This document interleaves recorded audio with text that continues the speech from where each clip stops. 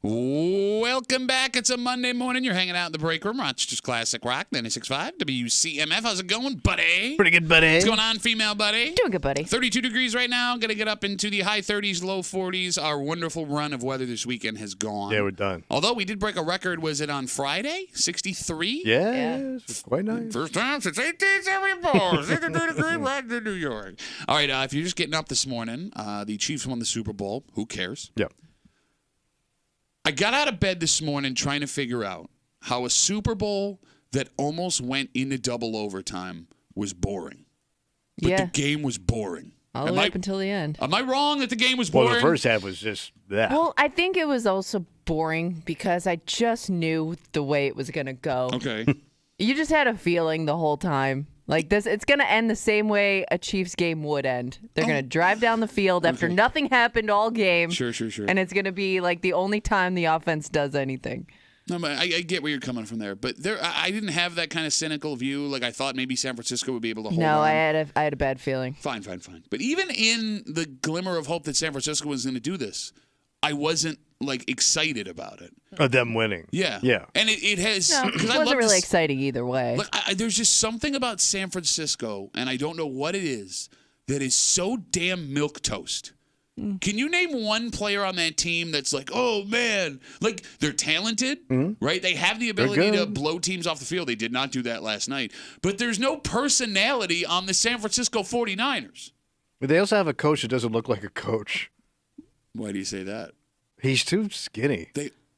He's too frail looking. What is with these frail coaches? They're all. He looks just like his dad. Frail. But that guy was frail like 30 years ago. No, because I saw you about to go in and there's damn kids in here. They're frail. Like Coach I know his daddy was big time, but he doesn't look like a coach. Like I need a substantial man on the sideline. I needed Andy Reid. By the way, Andy Reid almost went down when Travis Kelce screamed at him. That was the funniest part of that whole Super Bowl was him almost knocking over Fat Boy. You know what else makes it less entertaining is there's no fan you can zoom in on in the stands that's like, I've been waiting my whole life for this. That's a great call. You miss that element of the extreme underdog. Like it's been, decades since the last time we were here. You didn't have that last night. That's a great call, and I think you hit it on the head. I think that's the subconscious reason I hated all of this. Because, as far as the game goes, Tommy, you brought it up. That first half was brutal. 13 total points scored. The Chiefs did legitimately nothing until the final 3 minutes of the first half. You had punts and turnovers. Even in the second half, the 49ers offense shuts down. The Chiefs were moving the ball, but they weren't scoring. Like, it was just like, somebody do something. Somebody win this game. Yes. Don't even just entertain me. I don't care who wins. Just entertain me. Bring Usher back out on his roller skates. We'll get into that. That was amazing. Usher on wheels is pretty amazing. I was just amazed how quickly he changed. By the way, I love this guy too. Oh, shocking is the word I would use to describe it. I didn't like it, but I don't want to say it because I'm afraid other people liked it. I wonder if this last Super Bowl, if on average people ate more because you could break away from the TV more because you were just bored. I did house a lot of wings that I didn't plan on housing, and I broke out the Girl Scout cookie. So you might be onto something. Okay. I don't know. You know what made it the most brutal, I think? What's that? We talked about the personalities, and as much as San Francisco doesn't have the personalities, Kansas City does, right? Patrick Mahomes, they're all and household Travis Kelce. names. Yeah. The superstars weren't the one making plays last night. So 49ers wide receiver Juwan Jennings had half of the touchdowns for the 49ers. He threw a touchdown and caught a touchdown, right? That fake trick play they did? Yeah. But he's only the second player in Super Bowl history to do that. For the Chiefs, you get touchdowns from Mecole Hardman and Marquez Valdez-Scantling. How many people is that? That sounds like the front line of a team. It is the newest law firm in Kansas City, which our boss is using to sue you for wearing that jacket right now. All right. But you got no touchdown from Deebo Samuel, no Kelce touchdown, no Mahomes rush. Like Christian McCaffrey, Niners running back, was the only big name that makes it in the end zone on that trick play. Like all game long, the only name you recognize that crossed that end zone was Christian McCaffrey. And I was like, There is one person I feel horrible for last night. Ooh. Well, like Kyle Shanahan blew his second Super Bowl. He was up 28-3 over the Patriots. He was their offensive coordinator in Atlanta. Okay. And they didn't run the ball in the second half, and they lost. Last night, they had 7-point lead in the second half. They had the ability to just hold on because the Chiefs' offense wasn't doing anything. They didn't run the ball in the second half, and they lost. Why you keep doing that, Kyle Shanahan? Why you keep not running? Because he's frail. Well, you tell why? He's frail. I'm going to throw the ball. I'm going to fall over. The person I feel the worst for because he lost the most by far last night Who's that? was who we just brought up, 49ers wide receiver Juwan Jennings. If the 49ers held on and won that game, he is your Super Bowl MVP. Oh, Yeah. okay. So Juwan Jennings is a man who no one outside of San Francisco knew his name before last night. Yeah. That missed extra point from San Francisco that allowed the Chiefs to march down the field, tie the game, and send it to overtime cost that man tens of millions of dollars really? for the rest of his life. Oh, yeah. Endorsements, 100%. I mean, he's going to Disney World. He's waving at people. He's got a social media influence. It potentially affects his next contract. But at bare minimum, a Super Bowl MVP last night would have allowed Juwan Jennings for the rest of his life when he retires to travel from autograph show to autograph show, making $50,000 a shot to sign SB MVP underneath his helmet. Good point. Like that, if I'm him. I would cry over that. And I know the guy's making. Could you look up what Juwan Jennings' contract looks like? Just out of curiosity, because I've heard the name before. I'm not super familiar with the guy. It's when you see those Super Bowl MVPs that come out of nowhere. Yeah. It is heartwarming. Yeah, I guess. Right? Yeah. Like, I mean, you played the best game of your life in the biggest moment. It's pretty rare, though, right? Usually it's usually the stars of the team normally, right? It goes back and forth. I mean, especially for Super Bowls. No. I mean, look, Patrick Mahomes won last night. Thank God. He needs that money. But, like, he's won his third, so I guess recently I would understand why you would think that way. Yeah. But for a long time in the 90s, there was a run of defensive backs that no one ever heard of, linebackers that no one ever heard of. I mean, Desmond Howard won it as a kick returner for the Packers against the Patriots in 98? Okay. 97? 96. Go ahead. I'm sorry. Juwan Jennings signed a 4-year, $3.4 million contract with the 49ers. He's not even making $1 million No, a he's year. a signing Not bonus even. of about That's saying $100,000. itself. Well, let's put it this way. I know. Brock Purdy has a similar contract. I believe he's making 3.7 over 4 years because he was the last pick in the draft. This is not an exaggeration. Brock Purdy, to live in San Francisco, needs to have a roommate. Yeah. That's how expensive. I think it's like one of the most expensive cities in the world. Yes. He's an NFL quarterback. He was knocked out of the NFC Championship game last year. His team played in a Super Bowl this year. And he needs to have a roommate in San Francisco. And like that kid, Brock Purdy, the quarterback for the Niners, still has 2 years before he gets to his big money contract. He's got to have a ton of endorsements out there, though, right? Well, yeah, with that sparkling personality. Yeah, no, we want to go win the game. Yeah, no, I'm excited. Yeah, but even the Maybe most biggest locally, chump, you can just stand him next to a car. Come on down to my dealership. Okay, but what does that pay you compared to? Well, yeah, but you ain't getting the Look, Gatorade. It's over our heads here, right? Like, yes, I would love to have $50,000 to stand next to a car and go, I endorse this car. But when it comes to, like, playing in that kind of world, that ain't nothing. I know. That ain't nothing. But it's an amazing story, right? Nobody wanted you, basically. You were the last guy standing there, and you're in the Super Bowl. It's a great story. Sure. Is anyone going to care if he doesn't win one? Doesn't pay. Like, that kid, and I'm knocking on wood for his sake, not that I care. That kid could go out next year, blow out his knee, and he never makes that money. Yeah. You know what I'm saying? Like, he ends up with $3.7 million, cut that in half for taxes for the rest of his life. Yeah. And that's what he's not spending on his roommate rent. 252-WCMF, 252-9263. Look, if we're wrong, feel free to call. That was boring. That game was boring. It almost went into double overtime Super Bowl, and it was a boring-ass game. Till the end. Yeah, and even at the end. Well, I mean, at least you got the end. No, because, like, when I watch these games, I can feel my heart rate getting faster. Like the Bills, obviously. Yeah, well, but even, like, close playoff games, like, oh, man, what's going to happen here? I didn't care. I did not care. Well, I think people are sick of Kansas City because it's just too much. Like, they're everywhere. Every ad they're in, right? I mean, the coach is in ads. Yeah. How many times I've never seen that before? He's the only well, no, Marv was in a couple ads back in the day. He was? National ads. He was in a Snickers ad. Oh, yeah, but it was kind of demeaning, right? Yeah. What coach is Hey, Marv, you want to be anyplace else? Andy Reid's talking about chicky nuggies. Yeah. You put the fat guy in all the food commercials. How is that not demeaning? Yeah, but he I was going to say he rolls into it. He leans into it. But I just think it's It's just oversaturation with that and Taylor Swift. I think you're talking about his arteries. With that too, but I just think people are just it's too much. Well, no, but here's the thing. Like, I mean, you start to root against a team that keeps winning. It and just happens and naturally. it's like, hey, we get everything over here. But it's weird that you bring up Taylor Swift and Andy Reid because in that whole collection of a-holes that is Kansas City, the only two I find endearing are Andy Reid and Taylor Swift. But she was getting booed last night. Which, I mean, look, that comes with the territory. And again, like she's a billionaire. I'm not going to lose sleep over her getting booed by I don't think it's. I just think I don't need to see them constantly. Fine. Okay, now you're starting to do the old man thing. I came to watch the game, and you don't even watch the game. I did. No, I know you did. Oh, I didn't watch the I'm whole saying game. you don't watch the game for the game. Oh no. I watched to criticize. The best part of last night, and we're going to have to explain this to you. What's that? Is who was in the box with Taylor Swift. Because you had Taylor Swift, you had actress Blake Lively, who was married to Deadpool actor Ryan Reynolds. Yep. Yeah. Okay. And you had Jason Kelce, Travis Kelce's brother. And you had Ice Spice. Are you familiar with Ice Spice? Ice Spice? Ice Spice. She was the black woman with red curly hair. No. Okay. She a Spice Girl? Yeah.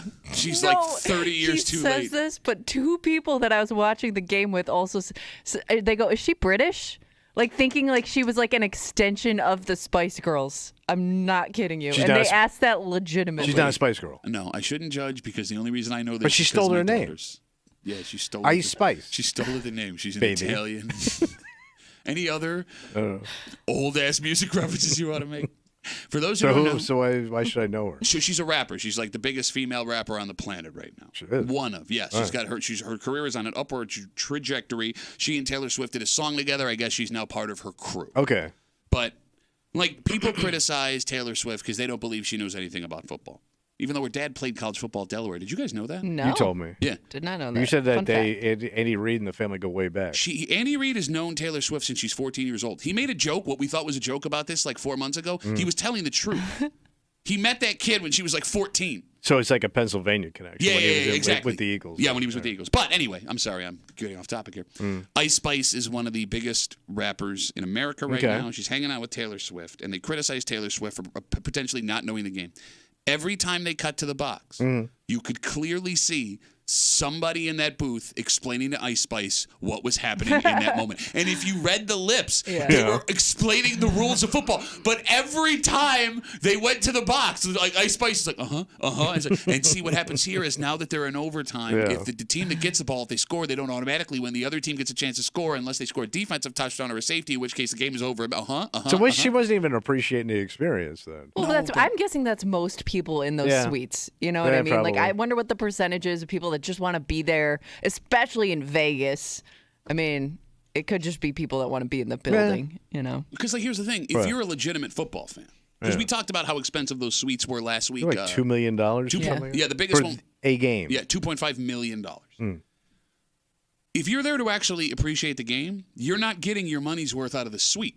Yeah. You're not standing at the bar and having some, $150 cocktail mix for you. You're not eating the Wagyu taco sliders, whatever it is. Bro, did you see the video of what the $2.5 million suite looked like? Wait, the food and stuff? Yeah. What? Oh, my God. It was the most high-end. Like all the hot dogs you want, right? Yeah. What did you call it? A Saturday night in your house? Hey, ice lady, try the hot dogs. They're delicious. I don't know if you Brits like them. We call them hats. Ice baby. So one of our listeners sent me this video on Instagram of the food of what the inside of the suite looked like. Yeah, well, it's got to be insane. It was the most remarkable thing I'd ever seen in my life. But there's no way in a million years it was worth $2.5 million. Like for a what, 3 hours, 4 hours? You're going to be in there. Big thank you to Jacob for sending it. But I mean, Tommy, look at this seafood bar. Jesus Christ, man. Looks like a cruise ship. It's absolutely insane. It's funny, too. Souvenir popcorn, you get to keep the box for $2.5 million. Wow. So, I'm looking at the food they're going through now. It was a glazed donut Super Bowl sundae. It looks amazing. Carne asada fries with all the stuff on top of it. Okay. Seafood stuffed potato. Ooh, I mean, a lot of seafood. Surf and turf nachos. Damn. Wagyu beef hot dog, which why would you waste Wagyu beef? Frozen cheesecake dessert. Okay. Wow. And then here's a guy making a craft cocktail. You get your own multiple private bartenders with all open high-end bar. Yeah. But again, $2.5 million. You would have to eat nonstop just to think you're getting some of your money back. There's no way you're eating. Can't, yeah. No, you're not eating 6 figures worth of food. Give me all the Wagyu dogs you got. Put them in every hole I got. Just start stuffing. Don't, even when I say stop, don't stop. We'll come up with a safe word. All right, so we sit and we wait for next year. Yeah. Great. Yeah. Awesome. That was fun. What's the next thing? The draft, right? Yeah, NFL draft, which I will be at the Bill Gray's tap room in Charlotte for. Oh, look at you. But we got time. I know. We got time. We got a dynamite. Put all the Wagyu anywhere you can. Kind of break them for you this morning here on CMF. Just after 7 o'clock, a story you don't think is possible in this country. What happened? Well, look, when you do wrong, you get arrested. Well, yeah, that's the way it goes. There's punishment. And if you're not doing wrong, you have no risk of getting handcuffs put on you and being thrown in front of a judge. Yeah, you're cool. Except you do, apparently. And you didn't do nothing. There is a man in Webster who, despite not being guilty of this crime, was thrown in handcuffs in his front yard, brought in front of a judge. He was suspended from his job. His credentials were flagged. He has been dragged through the mud. Sounds like he's got a hell of a lawsuit. And he does. And even after it was proven that he was not the one that committed this crime, he still, at this moment, has active warrants out for his arrest across New York State. Even though he's been cleared. You got it. And the story is insane. And it's rare, although with this police department, which we'll tell you about, it's not the first time it's happened. They've done it before. At least according to 10 NBC. We will tell you all about the story of this poor teacher and wrestling coach who was labeled one of the most wicked thieves in New York State. Just after 7 o'clock here in the break room on CMF, plus a whole bunch more. But first, Tommy, you open up, Twitter, Instagram, and there's always plenty of stories about Florida man. Florida man? Florida man does something stupid. Oh, yeah. Florida man, look at this situation. I got a couple of brothers that are Florida men. Okay, so here's the thing. I think, we in New York always assume that Florida man meant born in Florida, and if you're born in Florida, you are stupid and you do stupid Florida man things. Yeah. But based on this story we have about someone who was born near us, maybe that's not quite the case. All right. And we'll get into the story next to the break room on 96.5 WCMF.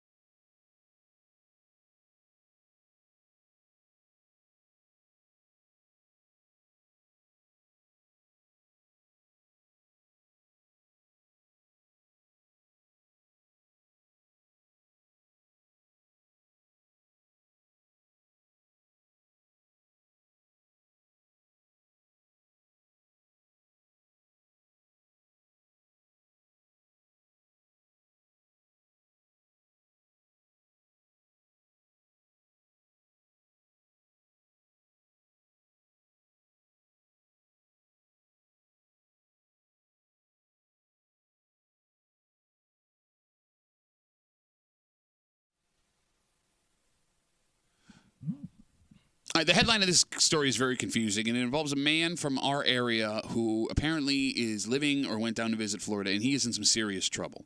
So we may need some folks to help us explain what the hell this means. All right. But past what he was arrested for, this story may blow up a theory about the Florida man. Florida? Well, the idea was if you were born in Florida, you were a stupid person, and that's why these folks show up in the news all the time. You got Florida in your veins, boy. But tell me, it may not be what's in your veins. Yeah. It may be what's around your head. Oh. You're hanging out in the break room, Rochester's Classic Rock 96.5, WCMF, big news, buddy. What happened? Well, first of all, Journey is coming to the Blue Cross Arena on February show. 22nd. Yeah, courtesy of Bowery Presents. I mean, that's a big deal. No? Mm-hmm. We have tickets. Nice. That's a big deal. Okay. Don't call yet. Do not call yet. But not only do we have tickets, we got fifth row tickets to give you today. Okay. Yeah, that's right. And we'll get you those before 10 o'clock. And then tomorrow. Well, that's it. Fifth row. No. That's it. No. Then tomorrow we have fourth row tickets. Well, then that's all right. Then we're done. So you would think that's enough. But what else is left? We're a giving show. On Wednesday, we got third row tickets to give you. Well, then we're definitely. I mean, now you've reached your limit. No. On Thursday, What? we got second row tickets. That's a seat too far. And then Wait. just so you never know your next move.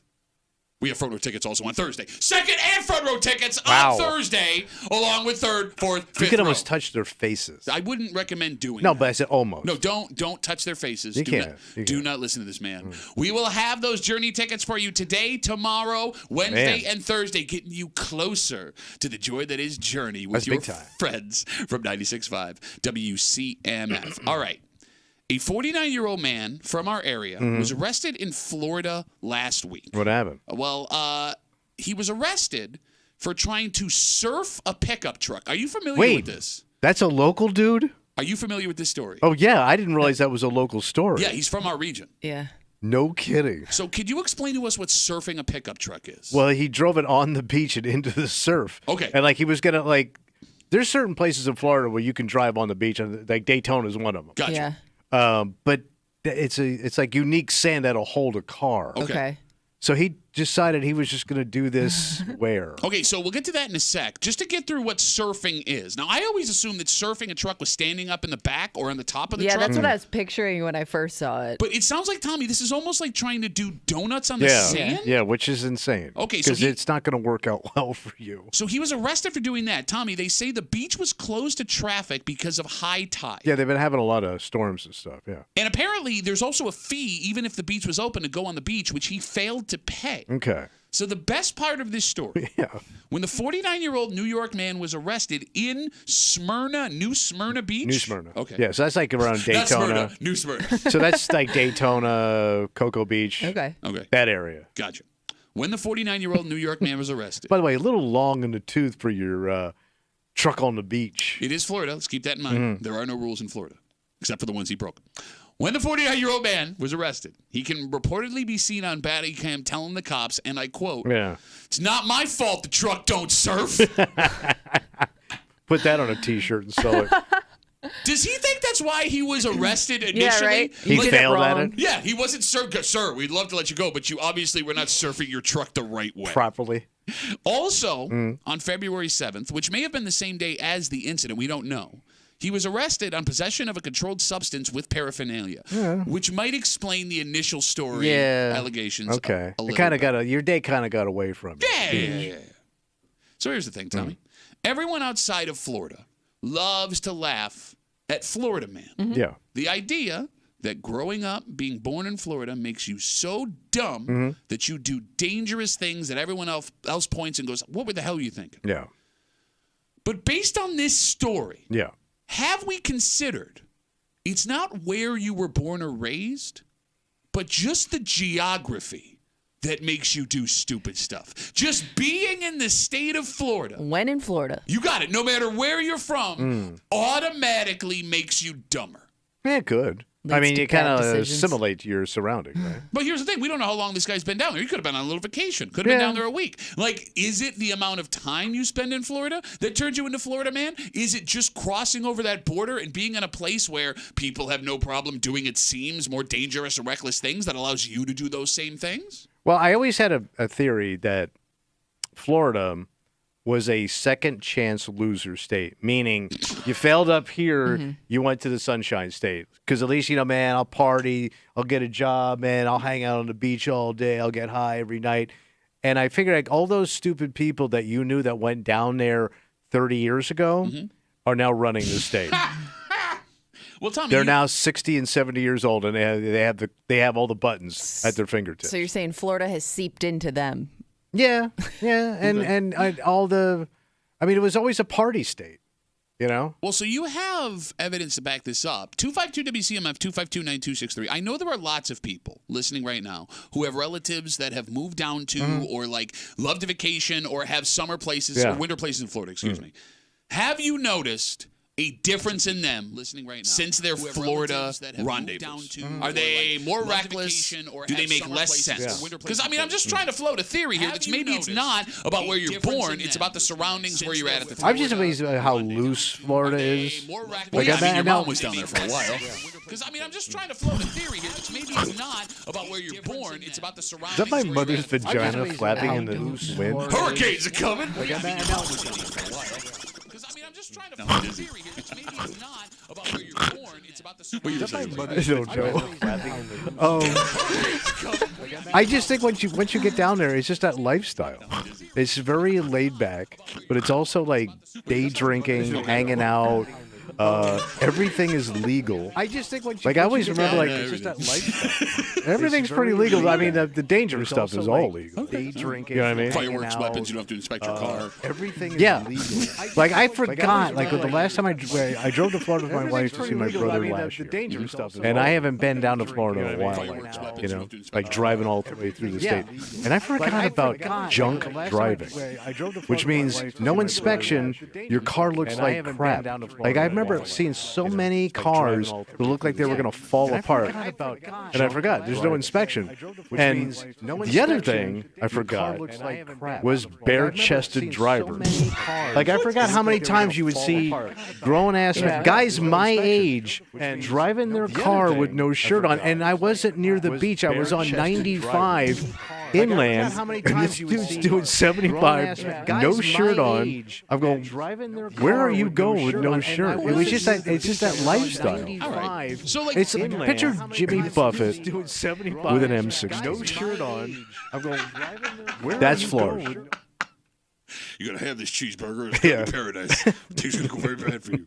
252-WCMF, talking about this 49-year-old man from our area who was arrested in Florida for surfing his truck on a beach he was not allowed to, which is new to us. The theory now, not that Florida man is someone who's born in Florida and does reckless and stupid things, just the it's the atmosphere. Act of being in Florida automatically makes you a Florida man. And this theory that you have, Tommy, that it's a second chance state, you have several pieces of evidence based on your old coworkers to back this up. Oh, yeah. Folks that you knew that had a rough run in northern states that came down to Florida. Oh, yeah. Almost all of them. Now I worked at a grocery store, so these people would come down. Well, I told you we had a serial killer. I had 3 people at one time at the store that were prostitutes that were off the streets. I had 2 people from West Virginia. By the way, didn't you date 2 of them? One. Glass houses, man. And hung out with the other one. We were just talking, guys. And so you're saying it attracts a certain type of person? 2 people from the University of West Virginia that spent all their student loan money partying and ended up in Florida. Okay. It was just all these people that came down there looking for something and fun in the sun. And they didn't have a plan. Nobody showed up with a plan when they get to Florida. It's a state without a plan. We'll figure it out. Oh, my God. Put that on the sign. Drive it in. Don't forget, we had open places where you could buy illegal pharmaceuticals. They were called health clinics. Oh. And these guys, there's a whole documentary about how they ran these pain clinics where people were coming out of state to get illegal drugs that in Florida you could get legally with a fake doctor. Oh. And these guys made millions till they got busted. Okay. Right. But other than all those things you just mentioned. Yeah. And my sister. So then here's what I do. 5 times married. And my brother who shot an iguana in his front yard with a silencer. Here's what I don't get, though, right? And I get that there are haves and have-nots and smarts and don'ts in every place, right? But this is concentrated down there. But how is there so much wealth, Tommy, if this is the atmosphere that you grew up in that you see when you go down there? Well, I mean, they sit right side by side. That's what's strange to me. Like my brother's house sits on the water on the intercoastal. 2 blocks up, there's like crack and prostitution and police substations. But if you look the other way, it looks beautiful. But you don't walk 2 blocks the other way from my brother's house. Okay. It's like it's a horror show. Which is that iguana that he shot with the silencer may have been selling crack. He knew too much. But you're right. I mean, it's a lot of have and have not. Yeah, there's a lot of wealth and there's a lot of poor, and they live right next to each other. It's almost like the country of India. You know, they say like in India you can go like to a fabulous house that could be right next to like a squalor. I've never heard them say that, but I'll take your word for it. It can be quite shocking. Okay. Where the wealth and the poverty sit right next to each other. Hold on, look, I can appreciate the point you're trying to make, and I'm not even saying you're wrong. It's the India of America. I just find it funny how you're like, well, I'd never heard that before. And you go, well, yes, in my several trips to India, you said it can be quite shocking. Quite shocking. Like you're trying to sound like a sociologist, anthropologist. Well, I am wearing this shirt today. You don't understand how quite shocking it could be, the wealth disparity in the country of India. If I had a pipe, I could make a stronger point. But I think it's like, it's just right there. Is there any other state? Like I know, No. like we There ain't nothing like Florida, man. Especially South Florida. But it's easy to bang on the southern states. Your Louisianas, your Alabamas, your Georgias. But they've always been like that. Okay. Florida hasn't? No, because Florida has all the money went down there. People don't retire to Mississippi. And Florida also has the party element to it, too. I mean, you're not going on spring break in Mississippi. Oh, not true. There's the Redneck Riviera all along the Gulf there. It's okay, right, but it's but not not even quite. close to Miami, Fort Lauderdale, Tampa, the Keys, Look, every time I turn on Daytona. every time I turn on an Alabama football game, there are 10,000 boys in white shirts tucked into their Sperry shorts. Yes. Right? And they all have Lego hair. But that's one place in Alabama. No, but I'm saying not those kids are of all Alabama. from Alabama. Like, there's wealth in Alabama. There's Oh, yeah. wealth in Mississippi. Right, There's there wealth is. in but not Louisiana. But like Yeah. Florida's like that times 1,000. I feel like. All right. Think of all the people, think of all the famous people that live in Palm Beach, Dade, and Broward County. Like people that are household names that all live down there. All that wealth went down there. Okay. That's why it's so weird to see these Florida man stories all the time. Yeah. And it is a little bit scary to think that if our theory is true, it's not about being born and raised in Florida. It's about the environment of Florida. That, we sit here and we laugh and we make fun, but Kimmy, you or me, if we were dropped into that element, could be doing the same things that we laugh at every day. Oh, sure, you can slip back into it. Yeah, that's what I'm saying. You'd be influenced, you're saying? Maybe none of us are any better than any Florida man story we've ever seen. All right. Slip into your Florida ways. Man. All right, let's take a break. I mean, the one good thing about living down south is if you're a boating person, you can jump on a boat anytime you want. Oh, yeah. It's always boating season. Wide open. New York, it's much shorter. Although, even with the cold, some folks are trying to get people ready safe-wise for the boating season. Okay. And we'll tell you about a class that's coming up. That's not the important thing. It's a little detail that Kimmy noticed in this class. Oh. Because there is an age where I guess we as a country, state, community decided you are responsible enough to do this. And Speaking of Florida. Yeah. you could be this young and do this. Oh. We'll get into it Right. next to the break room on 96.5 WCMF. But first, I got to tell you about my friends from the Yide family of dealerships. Well, I hear they're on fire this time of the year. Well, bro, whether it's Honda, whether it's Volkswagen, whether it's their lot of pre-owned vehicles, they are on fire. And if you're looking for a vehicle, that is the place to go. IDHonda.com, IDVW.com. But the best part about buying or leasing a car from the Yide family of dealerships. What's that? Well, they got your back the entire time you have the car. Nice. There is no service center like the Yide family of dealerships. In fact, I am headed over there today. Where'd you break now? Well, my car's riding a little rough, but I have 150,000 miles on it. And But you're also a rough on cars. For God's sakes, man. What? Only because I drive all over the Northeast all the time? But you're also a hard on cars. Here's the best part. I call Friday thinking, look, there's a lot of people getting serviced on the pothole situation. Sure, it was bad. I think I blasted a pothole, the whole tire thing. Yeah. I'm in today. You're in today? Today. Nice. 10:15, right after the show. Look at you. Screwing out of here, and I'm going to drop my car off. And I know that my car is going to be taken care of wonderfully, and I'm going to get it back way before I thought I was going to, because that's every time I've gone for service to the Yide family of dealerships. The deals are fantastic. The folks that are going to sell you those cars are looking out for your best interests. Yeah. But I'm telling you, man, there is no peace of mind like knowing you can take your vehicle in, get it good as new, and they're going to do a bang-up job as fast as they can every single time. Well, that's confidence, Pat. Yeah, and you can't buy confidence. Well, you can Yeah, here, you but you could. get what I'm saying. Actually, you could. Off of 441 in Bedfield, Eddie's, Rochester, IDHonda.com, IDVW.com. Make the right decision. Get yourself a peace of mind. Ooh. Get your new ride at IDE. They're not letting people this age just drive a boat. Well, you remember how old I was when I had a boat? Yeah, but your parents were terribly irresponsible. But I was allowed. It was legal. If this is still a thing from 1947, we'll get into it next in the break room on CMF.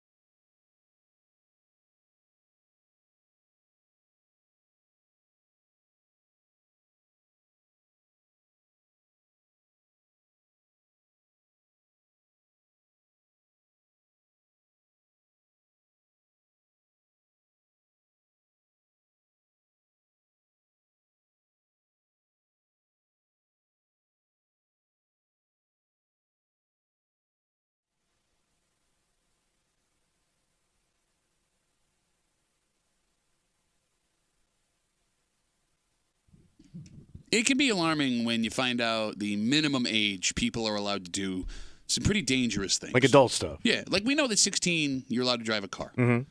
And that's what we've burned into our heads as responsible enough to do fill in the blank. Mm. Even though, Kimmy, this story makes it sound like you don't have to be out of elementary school. Really? To do this. What is it? You're hanging out in the break room. It's just Classic Rock 96.5 WCMF. Just after 7 o'clock, it's the story, craziest story you're going to hear all week. An innocent man, a pillar of the community, teacher, wrestling coach, has his reputation in tatters, is in debt. His life has been ruined And he didn't do nothing. He did literally nothing wrong, yet ended up arrested on his front lawn by his local police department and dragged into court. And even in this moment, with everything cleared up, he says there are still warrants out for his arrest. So I bet he can't even recoup his money, right? Unless he sues? Well, that's just it. Who do you sue? There's someone you could sue. Oh, okay. And we'll get into it just after 7 o'clock here in the break room on CMF. We are in February, but Tommy, the warm weather is right around the corner. Oh, yeah. And the Wayne County Sheriff's Office announced its dates in March and May for their safe boating course. Oh, take your boating course. Yeah, now, I mean, it's a good idea. Also, if you were born after 1978, you need this to be on the water. So go get it done. But there is one little detail in this story on 10 NBC that had Kimmy scratching her head. What is it? Kimmy, do you remember what that little detail was? It said the course was offered to people 10 and over. Quote, those attending must be at least 10 years of age. You had to be a 10. No 9-year-olds coming in here thinking you're boating. But to your point, it even said 10 at the time of the course. Yes. Yes. So, are 10-year-olds allowed to operate a boat by themselves in New York State? I did. I know it was Florida. And again. Okay, and it was 1970, 60, 50, It was 40. It was just after 1890. We liberated Poland. Help the Union take Florida. No, but I mean, I guess so your dad's boat. You went out 2 years ago in the lake with your dad. Yep. And he let your daughter drive. Well, he put her on his lap and she steered the steering wheel. But that's completely illegal. Yes. I mean, think about that. I don't know if that is legal, actually. So we don't know also if this means you can drive a boat with supervision at 10 or if you can just straight up go out at 10. Well, if you had a little fishing boat, a little outboard fishing boat. Like most 10-year-olds. Yeah, what 10-year-old wouldn't have that? No, but you would. A lot of 10-year-olds probably do. No, look at me in the face. The reason that story about you getting a boat at 10 is so funny is because no 10-year-old in the history of the world has gotten a boat with a motor on it other than you. I'm telling you right now, there are country kids that have access to a little John boat. It was almost like a rowboat with a motor on it. Small motor, probably like a 6 or 10 horse.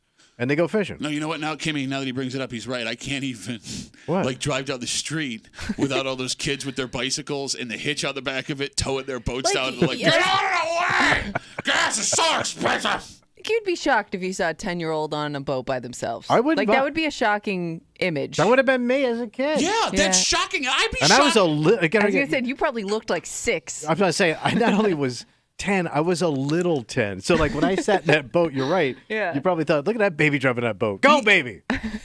How they running out there today, baby? I'd even be shocked to me if I saw a bunch of high school kids by themselves on a boat. 16, 17, 18 years old. Teenager's not as weird as a child.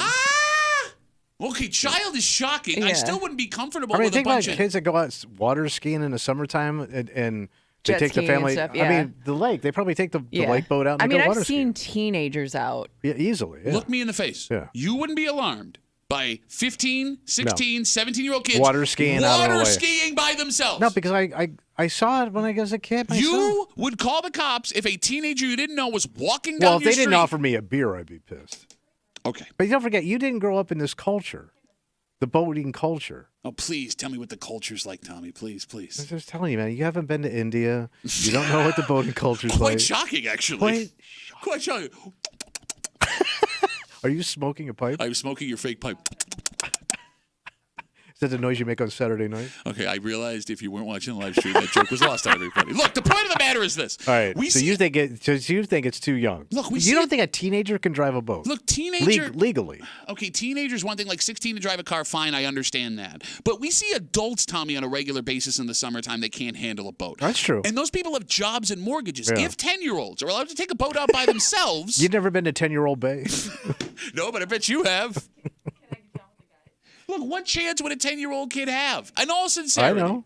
And even if you were... the boat gets away from them. Even if you aren't allowed to operate a boat at 10 years old, does the class, let's say you take it at 10. Take your boating class. Boating safety class. Does that count as the only time they have to take it? You're good for life? I've only taken one. I think you just get... Yeah, I think that's it. So think about this. How many things did you guys learn at 10 years old that you still remember today, other than the Erie Canal song? I can make fart noises. That's Kimmy, can you add and subtract fractions? I don't know. Because you, I don't know, no fraction. You learned that at 10. I don't remember the age 10. I don't remember the number 10. I don't remember what life was like at 10. What grade are you in? Third? Fifth grade. Fifth grade. Fifth grade? Yeah. Yeah, I don't know. I remember my teacher.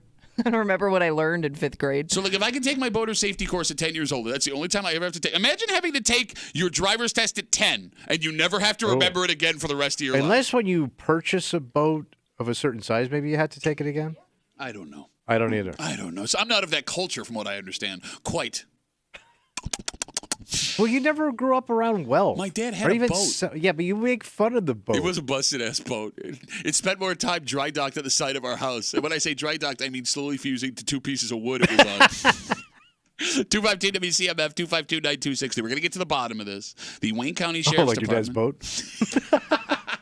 The Wayne County Sheriff's Department is offering their boater safety course in March and April. Or excuse me, April and May. And... you have to be at least 10 years old to take the class. Country kid. Yeah, which kind of led us to believe that you can operate a boat by yourself at 10 years old in New York State. Steve's on CMF. Hey, Steve. How are you, buddy? Good morning. How are you? Good, man. What's up? Well, I believe I was 10 or 11, and I was in the Boy Scouts, and the Coast Guard Auxiliary put on the course for us. We all got our certificates. You are able to drive a boat by yourself. I think I was 12, but okay, it was still, right around there. And you were a responsible kid, right, Steve? I was on boats my whole life. My family had cruisers. We'd spend the summer on them. I'm from Canandaigua, but my dad actually did buy me a little 12-foot with a 8-horse motor on it. I would go out by myself or with my sisters or whatever. But you were 12 years old and you operated a boat by yourself with a motor. Oh, absolutely, yeah. It was legal back. This was probably 77, 78 when I was 6. All right, Steve, let me ask you a question. And maybe I'm off base here. Maybe I'm wrong, because you're right, Tommy. I'm not part of the culture, right? Steve, did you ever have any incidents that only you knew about when you were that age riding your boat? No, not really. I mean, all right. It's not really rocket science. Tommy can do it. You know what I'm saying? What are you dragging me into this for? I'm one of yous. I'm a boating youth. Steve, thanks for the call, buddy. Have a good rest of the day. Now, look, again, I can admit that maybe I'm wrong here, right? But maybe, just maybe, the thought what we let kids do alone in 1978 is probably still a good idea today is not the best thought. Yeah, probably. Yeah. But look, there are people here that are ready to defend to the death 10-year-olds and their right to operate a boat by themselves. All right. For example, let's talk to Jim. Hey, Jimmy, what's going on, buddy? Nothing much. Just like that last caller, I was actually 10 when I got mine. Mostly because we got stopped. I was out rowing around just rowing, and the DEC showed up and, told my dad I have to have a boater safety course just because there was a engine on the boat that I wasn't even using. Okay. All right. So, Jim, you think that 10-year-olds have the wherewithal to operate a boat by themselves? They have the wherewithal to pass the education course, so yes, they do. All right. So, Jim, I agree. All right, Jim, and again, I could be wrong, but I want to ask you a question. Okay. All right. So, Jim, let's say you got a driveway. Your 2 cars are parked in the driveway. 10-year-old neighbor kid comes up and goes, "Excuse me, Mr. Jim, you got the smoothest driveway in the neighborhood, and I want to rollerblade around your driveway. Can I rollerblade around your driveway, around your cars? Would that be okay? Would you let that kid do that?" No, because I hate children. Okay. But I do. You asked the other guy if he had something that only he knew about that happened on the boat when he was young. Mm-hmm. And, yeah, I almost put my sister and I in the drink by turning too sharply one day. Oh, you almost capsized. So how old were you, Jim? It was probably the next year. I was like 11. Okay. We had just gotten a bigger boat, and it handled differently, and I made too tight a turn, and, yeah, damn near rolled us over. Would that have been a complete disaster, or you think you would have been able to handle it at that age? I mean, it was Honeoye Lake, so we both knew how to swim. It'd be more like having to tell your dad that you had just screwed up. Okay. All right. Well, Jimmy, thank you for the call, buddy. I really appreciate it. You're welcome. All right, take care. The reason I asked that driveway question, right, because everybody, it seems, is on hold to defend 10-year-olds driving boats by themselves. Boat and chow. If you would not allow your 10-year-old neighbor to ride his bike in and out of your cars in your driveway, that kid shouldn't have a boat. And there is not a man listening to the show. No skid marks on the driveway. No skid marks. If I see a scratch in my car, if you would allow that kid to handle a two-wheel vehicle that they've been riding since they were like 4 years old, you're kind of arguing against kid operating boat in wide body of water. Fair? Is that fair? Yeah, but I guess there's no course you could take to like ride a bike between cars in a park. No, there are. There's bike safety courses that kids take all the time. Would you let a neighbor kid ride his bike through your Okay, but you're fine with 10-year-olds boating. If I see a kid out in a small little skiff, okay, just putting around, having fun, that's America, baby. What are you, Neil Diamond now? No, Sinatra, baby. Oh, sorry. On the boats, they're rolling 10. They're coming to America. 252-WCMF, 252-9263. Again, the Wayne County Sheriff's Department announced their March and May dates for their boating safety course, but Kimmy was shocked to find that you must be at least 10 years old at the time of the class. And we are finding out that if you are 10 years old, you straight up just go out on your own. Yeah. Here's your boat, kid. Let's go boating. So we've talked to a lot of dudes. Let's get a lady Tillerman. Well, let's find out. Jennifer's on CMF. Hey, Jen, how's it going? Good, how are you? Good, Jen. What do you got? So you are allowed to operate a boat at 10, and I took the boater safety course. And if I remember correctly, you are allowed to drive up to I don't remember how many feet, but you're not allowed to operate a jet ski at 10. But I know you can operate like a big yacht boat. At 10? No. Jennifer. You got 10-year-olds with yachts now? You got Diddy's kid out there with Beyonce and Jay-Z's kid, 10 years old, racing their yachts? Well, they look at it as a parent is going to hand their kid a jet ski key over a big boat key. Also not fine with that, by the way. I'd like to go on record. Jet ski, also not cool at 10. And I don't think a kid should be operating any kind of watercraft without being 16. Okay. All right, Jennifer, we can agree on that. Jenna, we finally found someone. She's an anti-10-year-old. Is that what it is? Yeah. She's a tennis? Yeah. I can't look it up to defend myself because I'm driving, but look it up. Yeah, okay. We'll just take your word for it, Jennifer. Thanks for the call. You heard of her here first. Jennifer is sure 10-year-olds can legally operate yachts. Jennifer, thanks for the call. I appreciate it. You know, it's funny. In all truth, there's lots of things you could do under 16 that are going to take folks off guard right now. Like, for example, we'll stick with the age 10, Tommy. At the end of this month, the minimum age to operate an ATV in New York State will be raised to 14 from age 10. A four-wheeler. Yes, up until the end of this month, for the longest time, at 10 years old, you could operate an ATV at 10 years old. Didn't they make little ones for kids? Yes, and the reason they changed this is there were a lot of terrible accidents that happened, and we got in a big debate about this a couple of weeks ago. All right. Some activities are actually going the opposite way, lowering ages. For example, New York State, the last couple of years, have started allowing 12 and 13-year-olds to hunt with rifles in a pilot program. And the program allows kids that young to hunt with an experienced adult. And of all the things we're talking about, that one seems like the smartest idea. Right, because at least there's an adult there. Yeah, you're getting kids also involved in a hobby that seems to be trending the opposite direction. Like people aren't doing it as much. Sure. And they got 1,800 more deer out of the way from slamming into people's cars. All right. It's just strange, Tommy, where we draw the line for what is safe and not safe. Like, why is it 10 for a boat, but you're not allowed to drive a car really on your own till you're 17? Yeah, true. Why can my kid go sign up to fight for their country at 18, but they can't have a beer or buy cigarettes until they're 21? And I'm not arguing 18-year-olds should be allowed to drink and smoke. I mean, we are all over the place with laws. Yeah. But, I mean, wouldn't you make the argument that signing up for the armed forces is a hell of a lot bigger commitment than a beer and a cigarette? Yeah. But that's my favorite Ribs Arkansas song. And, like, the same goes for college. Like, a kid can't legally buy marijuana, but at 18, they could take out tens of thousands of dollars worth of loans. That they're going to be on the hook for it until they're, 55? Whether or not that college degree works out for them. Yeah. It's just, what are we doing? What are we doing? It's also interesting to me because just based on the way I know, like, you have dealt with your kids as they hit certain ages, you wouldn't call the cops if you saw a 10-year-old on a boat, maybe, because obviously we're finding out that's not uncommon. Sure. But you might if you saw that a parent left a 10-year-old home alone. Yes, that person could go to jail if something went wrong. Think about it. She's right. She's Which is 100% nuts. right. right? Because you would think one's way more dangerous than the other. Well, if you see a kid home potentially. alone, get him out of that house and put him on a boat. I will leave you with this. All right. David just tweeted at What did us. he say? Fun fact, in New York State, Yeah.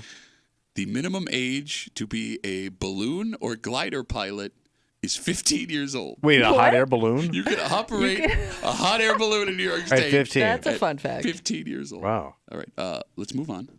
This story is bananas. What happened? Oh, And- this poor guy. And not like this kind of bananas if you're Yeah. watching the live stream, which, by the way, I didn't realize how brown this was until I just yeah, held it's it pretty up. rotted. Sorry. Anywho, you would think if you don't do anything wrong, you have no risk of being arrested or What'd I thrown in do? front of a Nothing. judge. Yeah, but you're wrong because this man is going through that exact experience, and it's not just the inconvenience of the handcuffs and the time it's taking in court. This man says he is going broke because of this. He says his reputation is in tatters. He said his job has been affected negatively. Wow. It's killing him. It's killing him.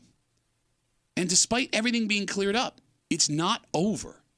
And we will tell you this wild tale of a teacher from Webster next to the break room on 96.5 WCMF.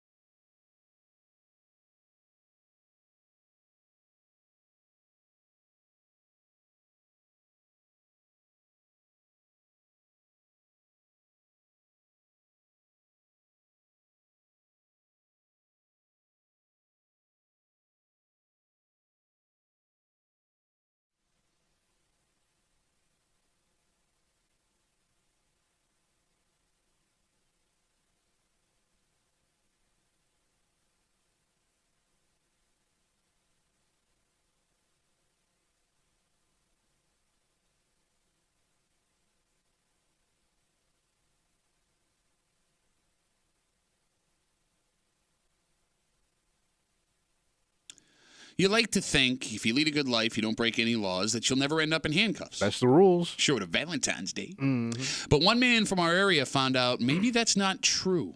It happened. Not only was he arrested and put on trial for something he had legitimately no idea about, he somehow, despite everything being taken care of, is still dealing with the effects from this. Even though he's been found not guilty. You got it.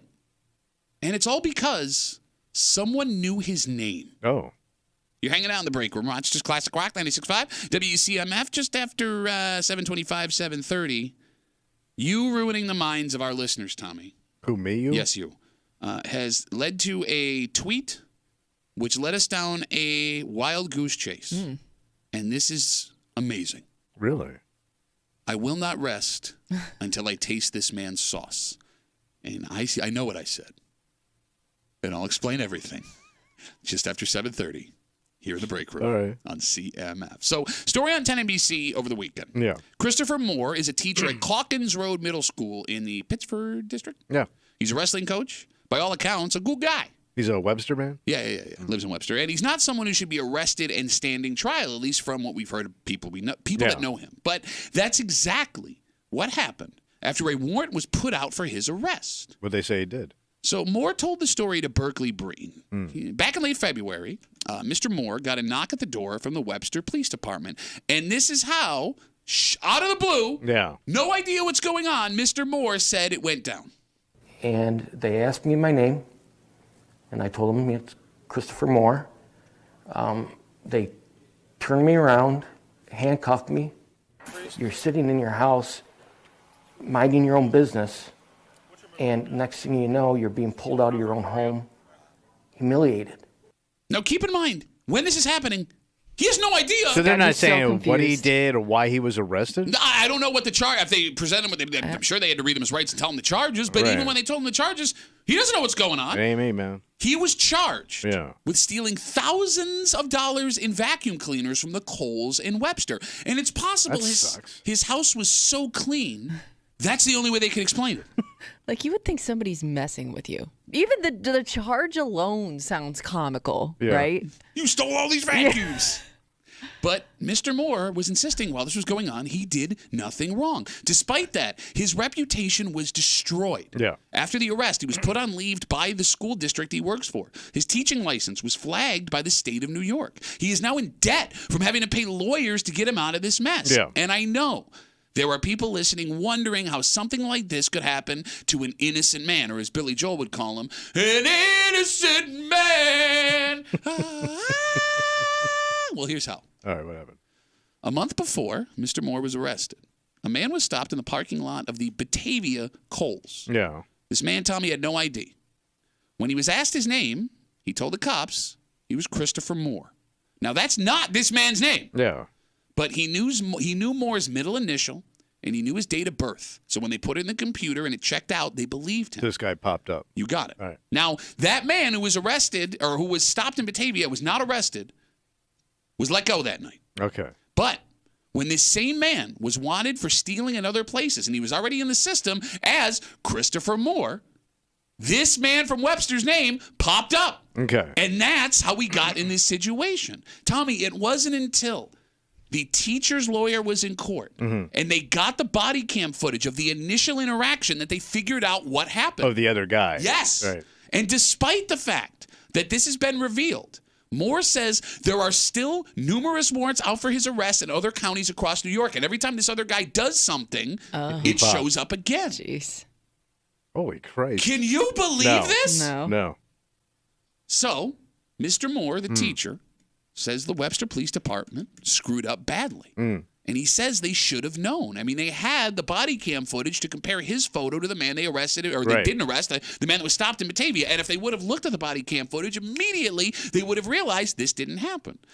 You asked before we came in here, Tommy, what happens with this? Yeah. Because this man says he's in debt and he's got to be made whole again. He says that his health is being affected. Oh, yeah, man, your stress, You got your it. family. Yeah. A similar case with I believe it was the Webster Police Department from 10 NBC, according to them, 5 years ago, cost taxpayers $350,000 in a settlement. What'd they do then? Similar thing. A man was arrested, despite the fact that there was video evidence that it wasn't him. Oh. And similar story happened. So we'll see what happens here. Maybe they should hire a video checker. Okay. Guy that just checks home video. I would suggest, and again, look, I only grew up in the house of a cop. I'm not a police officer, right? Like, if you know where the person lives, right, and you're aware they're at their residence. Yeah. I mean, like, you could just look at the video before you go over there. There you go. Right? All right, He's not going to abandon a mortgage to get out of his vacuum cleaner caper. So I'm a little confused. So the guy that gave the name, Yes. the actual like criminal in this story, Yeah. did he know him, That's where this story. or was this just like a very unfortunate Coincidence? coincidence situation? So that's where this story gets completely bananas. What happened? The man, again, we're talking about this teacher out in Webster. He works for the Pittsford School District, Calkins Road Middle School. His name is Christopher Moore. He was arrested. They went to his house. They put him in handcuffs. They dragged him out of there. They charged him with stealing thousands of dollars worth of vacuum cleaners from the Webster and Kohl's. He had no idea what the hell was going on. And it's all because a man who was stopped outside of a Kohl's in Batavia a month earlier had given the name of him with his middle initial and date of birth. They put that man as Christopher Moore in the system. And now every time this man gets arrested or has been arrested, the charges go to this teacher in Webster. The man knew this information, Kimmy. Because he went to high school with Christopher Moore. So he just pulls this guy's name out of his head randomly? But even still, you knew his birthday. Now, his actual name is also Christopher, not Moore. And they talk to this guy. Berkeley Breen gets a hold of this guy. Boy, the other guy? Yes. He says he feels terrible about what happened. He says everything is all cleaned up now. He's doing better. And he says he doesn't know He's off of vacuum cleaners for like a month. He says, I don't know why I picked his name. It just popped in my head. Right. But he did it. It is weird how random names stay with you for your whole life.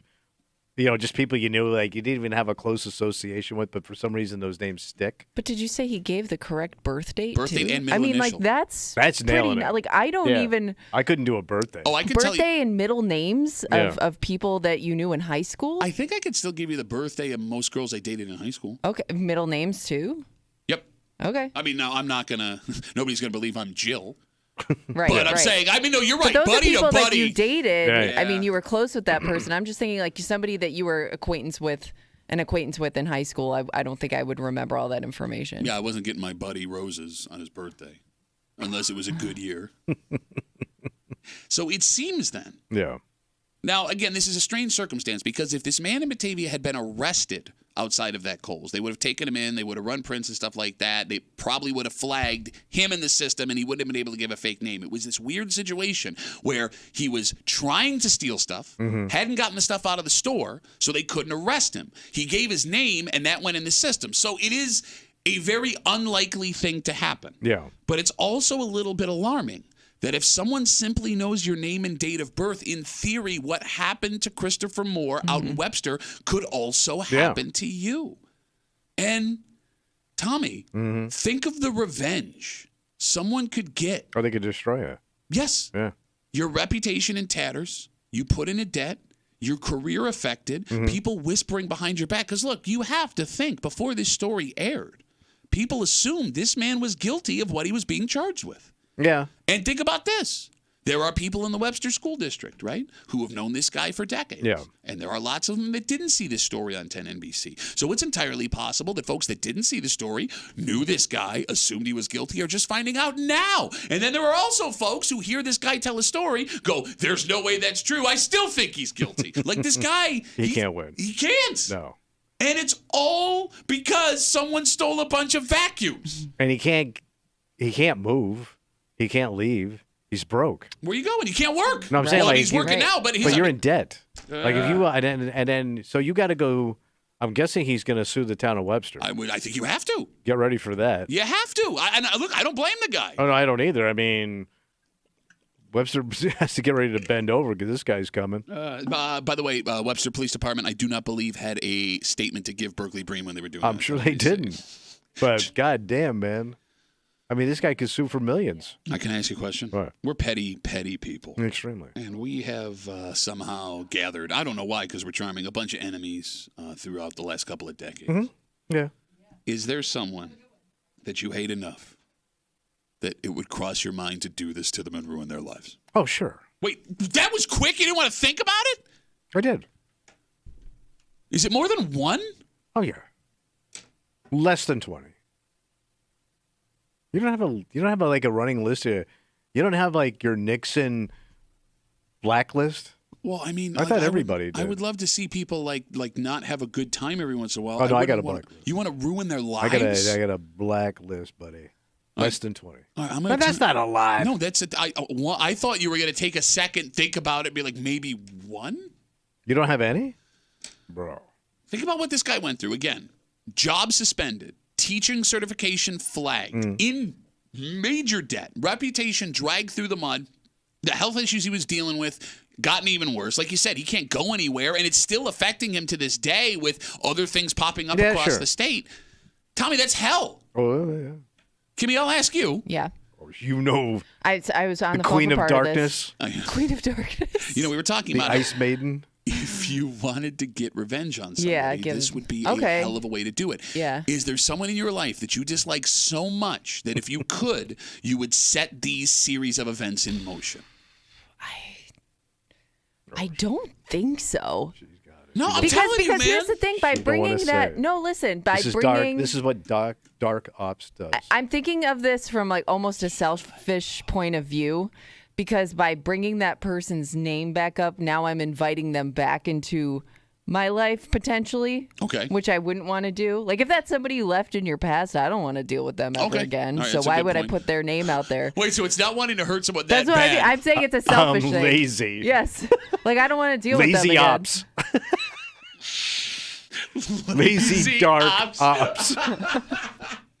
Look, I mean, Nah, like once you're in the past, I don't want to bring you up. Okay. Again. I would even think it wouldn't even be a name that would cross my mind, because I think if you really didn't like somebody that much in your past, they're not somebody you tend to think about a lot. so, as we break down all the ways that this story just keeps getting crazier and crazier, I do want people to think about one specific thing. What's that? Now, keep in mind, the Webster Police Department, it sounds, could have accessed the initial body cam footage before they went and arrested Mr. Moore out in Webster. Yeah. That's what his argument is, right? And he says that the Webster Police Department screwed up. And the only reason they know that's why there was a screw up is because his lawyer, Mr. Moore's, got a hold of that body cam footage in Batavia, held up the body cam footage, held up Mr. Moore's picture and go, hey, one of these things is not like the other. Okay. If Mr. Moore did not have a good lawyer, who the hell knows what happens here? Oh, yeah. Think about that. Yeah, if he couldn't afford a lawyer. Yeah. Public defender. Now, look, I'm not trying to crap on public defenders. I don't know what the situation's like. I know that. But you ain't getting the top dog. And here's the thing. Maybe this is a standard thing that they would do, whatever. But look, this man probably had an alibi for all of the days the warrants were out. Yeah. This man had a great reputation from all we've heard. Which is amazing. Like, they couldn't see that. Like, I was here on this date. You know what I mean? Like, I'm so regimented, so are you. Like, you could put me in the same spot every day at the same time almost. Sure, but here's the thing. Let's say something happened at 4 o'clock in the morning that we were accused of. I'm here by myself. You're in your house by yourself. Or driving here. Yeah. So at 4 o'clock in the morning, you're not driving here at 4. No. As you just wander in at 5:15. I'm still busy stealing vacuum. No, but that's what I mean. That's the other thing is you like to think like if you're accused of a crime, well, I've got an alibi and I'm here and people can see this. Well, who? This guy had all those things. Yeah, and I'm also thinking naively, I guess, that there'd be camera footage of me stealing these vacuums. Like you would see. I mean, you and I are two very unique-looking people. So, like, you would say either this guy's a midget or a super dork. And wait a minute, I'm the super dork. You're in that jacket? You called me the super dork. You're wearing a hat inside for no reason. Worst comic book, by the way. What was it? Super dork. But you know what I'm saying? Like, you could say, like, no, man. They had that. Yeah. At least according to the accusation. So somebody that called in, he works for one of the a police department locally. Didn't want to say which one, but he said that they don't have access to other police departments' body cam footage. I don't know if like that takes a while to get or something. But well, maybe you need look again. Yeah. You need a warrant. So that could be. See, I didn't want to say it because I don't know if that's what you need. But here comes stupid sledgehammer jackass. Here's what you need. Bah! I'm on NYPD Blue. Bah! Incorrect information. LL Cool J has it like in a minute. That's why they may not have been able to review. Which I get. Yeah. But the lawyer got a hold of it. Well, I mean that now it's evidence. Right. But like again, now I'm doing it. You idiot. Right. But Kimmy, to your point, if it takes a while to get that footage, Just thinking out loud here. Wait. Yeah, Yeah, I don't know. to make sure that it's. Or maybe I do clear not that up know so how you it can works. see it sooner. It's just a video. Yeah, I'm just saying. All right. So. I mean, fingers Watch crossed. your ass. Well, no. Well, there's nothing. You can't watch your ass. Watch your ass. No. Well, what did this guy? What could he have done watching his ass? Nothing. But watch your ass. Shut up.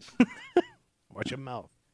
All right, let's take a break. Look, it's not breaking news that what we do in this show has ruined the minds of dozens of people. The things we say that make normal, everyday interactions and words now sound dirty and funny and stupid. And that's where this story starts. What happened? Well, there's a man from our area who has a business. He's trying to sell you something. Oh, okay. And he was doing it via business card in a public space. He also named his business something that sounds like you would be trying to sell in a certain part of our building that we'll touch on in a second. Oh. But this listener sending us this picture of this business card for a laugh. And this is legit. It's legitimate business from our area. Has led us down a rabbit hole where I will not rest until I get this man's sauce in my mouth. Okay. All right. We'll get into it next to the break room on 96.5 WCMF.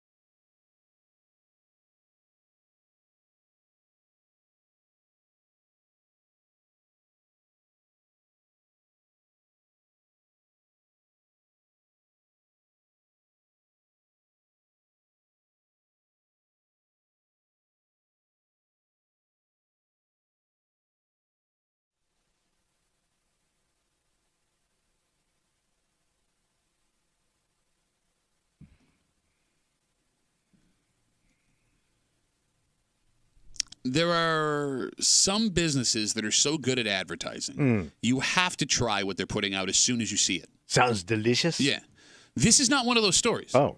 But there is a local man who's offering a product that I'm guessing most people listening to this show, maybe no one has ever heard of. Oh. And we in the break room will now not rest until we get a hold of this sauce to put on our chicken because of a very weird series of events. All right. You're hanging out in the break room, Rochester's Classic Rock 96.5, WCMF. Just after 7:45, Chiefs win the Super Bowl. Who cares? Yeah. Nobody cares. But the halftime show, very divisive. Seems to me people either loved it or hated it. I don't know a lot of people that hated it. Really? I can didn't tell see you a lot exactly who hated it. All right. Oh. I'm looking at one right now. I didn't hate it. I heard your reaction this morning. I It's heard just- like it was kind of people like, eh. Okay. I mean, it was just kind of what I expected. Look, I'm not here to sell Too you. much. I'm not here to sell you on Usher being brilliant last night. But one thing is for sure. There are two people in this room who are now officially old. And we'll get to it. Well, did we realize this already? No, like it got really sent home Okay. last night. And we'll get to it just after 7:45 here in the break room on CMF. So this story, and we're going to take some twists and turns. Okay. Starts with Tommy ruining the minds of break room listeners everywhere. What'd I do? So on Twitter on Saturday, at T-Speed, he DMs me a picture on Twitter. And it's a business card in some public space on a rack. Yeah. On the business card, Tommy, there's a picture of an older man. He's wearing a cowboy hat. He's wearing a bandana around his neck. He's wearing an eye patch, and he's in a cowboy jacket with the collar flipped up. Wow. It's an actual photo. Like, this is the man. This is a dude. This is the man. And the You business... say an eye patch? An eye patch. He's wearing an eye patch. And the business card is advertising his product. The product is called Chicken Tom's Mountain Sauce. Chicken Tom. Chicken Tom's Mountain Sauce. Okay. T-Speed writes You us... ain't it. You ain't had nothing. You had old Chicken Tom's Mountain Sauce. So T-Speed writes us and asks if this man is selling his sauce out of a kiosk in the men's room. Way to go, Tommy. So this is legit. It's a legitimate business. And here's the thing. Yeah. The business card that he sent us is brilliant in its simplicity. There is no website on the business card. Oh. There is nothing that describes what this sauce is on the business card. Okay. There is no picture of the product. Apparently, No. don't use it, then itch your eye. It's a complete mystery as to what this is. So I'm looking at this card, and I'm looking at the picture of the guy with the eye patch and the cowboy hat and the popped-up collar, Chicken Tom's Mountain Sauce, and now I'm curious. Yeah. Now it's got me, right? Yeah, check it out. Yeah, so I go online, and I Google Chicken Tom's Mountain Sauce. So it's legit. Well, here's the thing. But There's nothing about the product online. All we could find was that Chicken Tom has a business registered in the state of New York out of a P.O. box in Leroy. So he's local. Okay. He's local. But again, even after Googling, there is nothing that tells me what Chicken Tom's Mountain Sauce is. So there's no website? No website. There's no way of ordering it. No picture No of picture? the product. So there's no place where he sells it. That's so here's We the don't thing. even know what type of sauce. Exactly. We Well, don't it's know. hot. We don't know if you're supposed to use it on chicken or it's just Chicken Tom is the guy. Yeah, and no he idea. sells his No, sauce. but it's mountain sauce. Sure, but what's mountain sauce? Okay, so let's get into this. Wait, what's mountain sauce? Oh, you gonna do this at Kimmy? No, Go I ahead. can't. No, go ahead. Legally, I cannot. Oh, my name's Tommy, and I got great kiosk jokes, and I didn't realize it until Kimmy set it up, and I tried to take it, and I blew it because I'm a scared ass nut kiosk gave a little pitch. My kiosk is for men only. So here's the thing, Tommy. I have to try Chicken Tom's Mountain All Sauce. right, so there's the quest. From the moment I dove into this picture that T-Speed sent me on or on Twitter, it's been consuming me. Somebody's got to know this sauce, dude. 252 We don't know WCMF. if this is actually Chicken Tom. It could just be like a stock photo that they used Nope. of a cowboy. Look, I'm telling you, Looks legit. I've seen the quality of the photo. And I Okay, mean no all right. disrespect. You think this is the actual guy? 100% Chicken All Tom. right. I am confident, and I have so many questions, not just about the sauce, but about the man himself. First question: Is that eye patch real? Okay. Did he lose an eye, or is the eye patch part of his clever Chicken Tom character gimmick? Because that matters. That matters. I would think I don't know why you would have an eye patch anymore. Like I get it back in the day, but I would think that's something you don't need anymore. Well, maybe there's something that happened to your eye socket. No, where, but but they could do things for your hear eye. me. Hear me say. How many times have you seen an eye patch? Okay. Well, Dan Crenshaw, he's a congressman. Yeah. Out of Texas. He wears an eye patch. He's the only guy I know that has one. No, listen to me. Listen to me. Something horrifically violent could happen to your eye where even the part of they can't the fix eye, it? Oh, yeah. Is it? Right. Yeah. I don't know. Or maybe Could that sauce be so hot that he got some on his finger, Okay. itched his eye, Yeah. and he blinded in one eye from that sauce? It's possible. Wouldn't that make you want to It's try the sauce? called eye blinding good time and sauce. Wouldn't that make you want to try the sauce more? Sure. Okay. So here's the thing, and this is why the eye patch, whether it's real or not, matters. You would have to assume that a man with one eye makes a better sauce than a man that dressed up for a business card, right? True. But you think that guy would stick out around town? I don't know. Well, If he's walking around Leroy, dressed like that? There's 140 guys with eye patches in Leroy. That's a fact. Really? Yeah. And they all lost an eye at the Jell-O factory. Look, the tougher someone looks, the more you should automatically assume they're better at cooking. Yeah. Don't you do that with your grill guys? Mm-hmm. If some guy looks like a griller, you think he's going to be a better cook. If you went to your buddy's barbecue and he put on a joke eye patch, you're going to think that guy sucks at grilling. Second question. All right. The name of this product is all messed up, Tommy. Shouldn't it be Mountain Tom's Chicken Sauce? But he goes by Chicken Tom. It's Chicken Tom's Mountain Sauce. You say it should be Mountain Tom's Chicken Sauce. But maybe this is a universal sauce. Like maybe you can use it on more than just chicken. So you don't want to just say it's just for chicken. I know you're wrong, and I'll tell you why in a little while. You can squirt it on old vittles. Tommy, first off, the name Chicken Tom makes Tom sound soft. He's not Nails Tom. He's not Machine Gun Tom. I don't know. Chicken Tom sounds like a guy that would make a good sauce. He sounds like a country food guy. Okay, yes, he does. Yeah. But Mountain does nothing to describe what the sauce does to my chicken. And where is this, Leroy? Yeah, but no, but there's no chickens in Leroy either. Is there a big chicken processing factory out in Leroy? I don't know. I don't think it's a big chicken town. Here's what I'm saying. If he was Mountain Tom and he was selling chicken sauce, there are assumptions to be made about the chicken sauce. He perfected his sauce recipe while traveling the Rockies on a horse. Right? Yeah. I know in my head what that now tastes like. But because he's Chicken Tom making mountain sauce, none of this makes sense. Unless there's already a Mountain Tom sauce out there copyrighted and he couldn't do it. Oh, okay. That got kicked back. Okay. Came back down the mountain.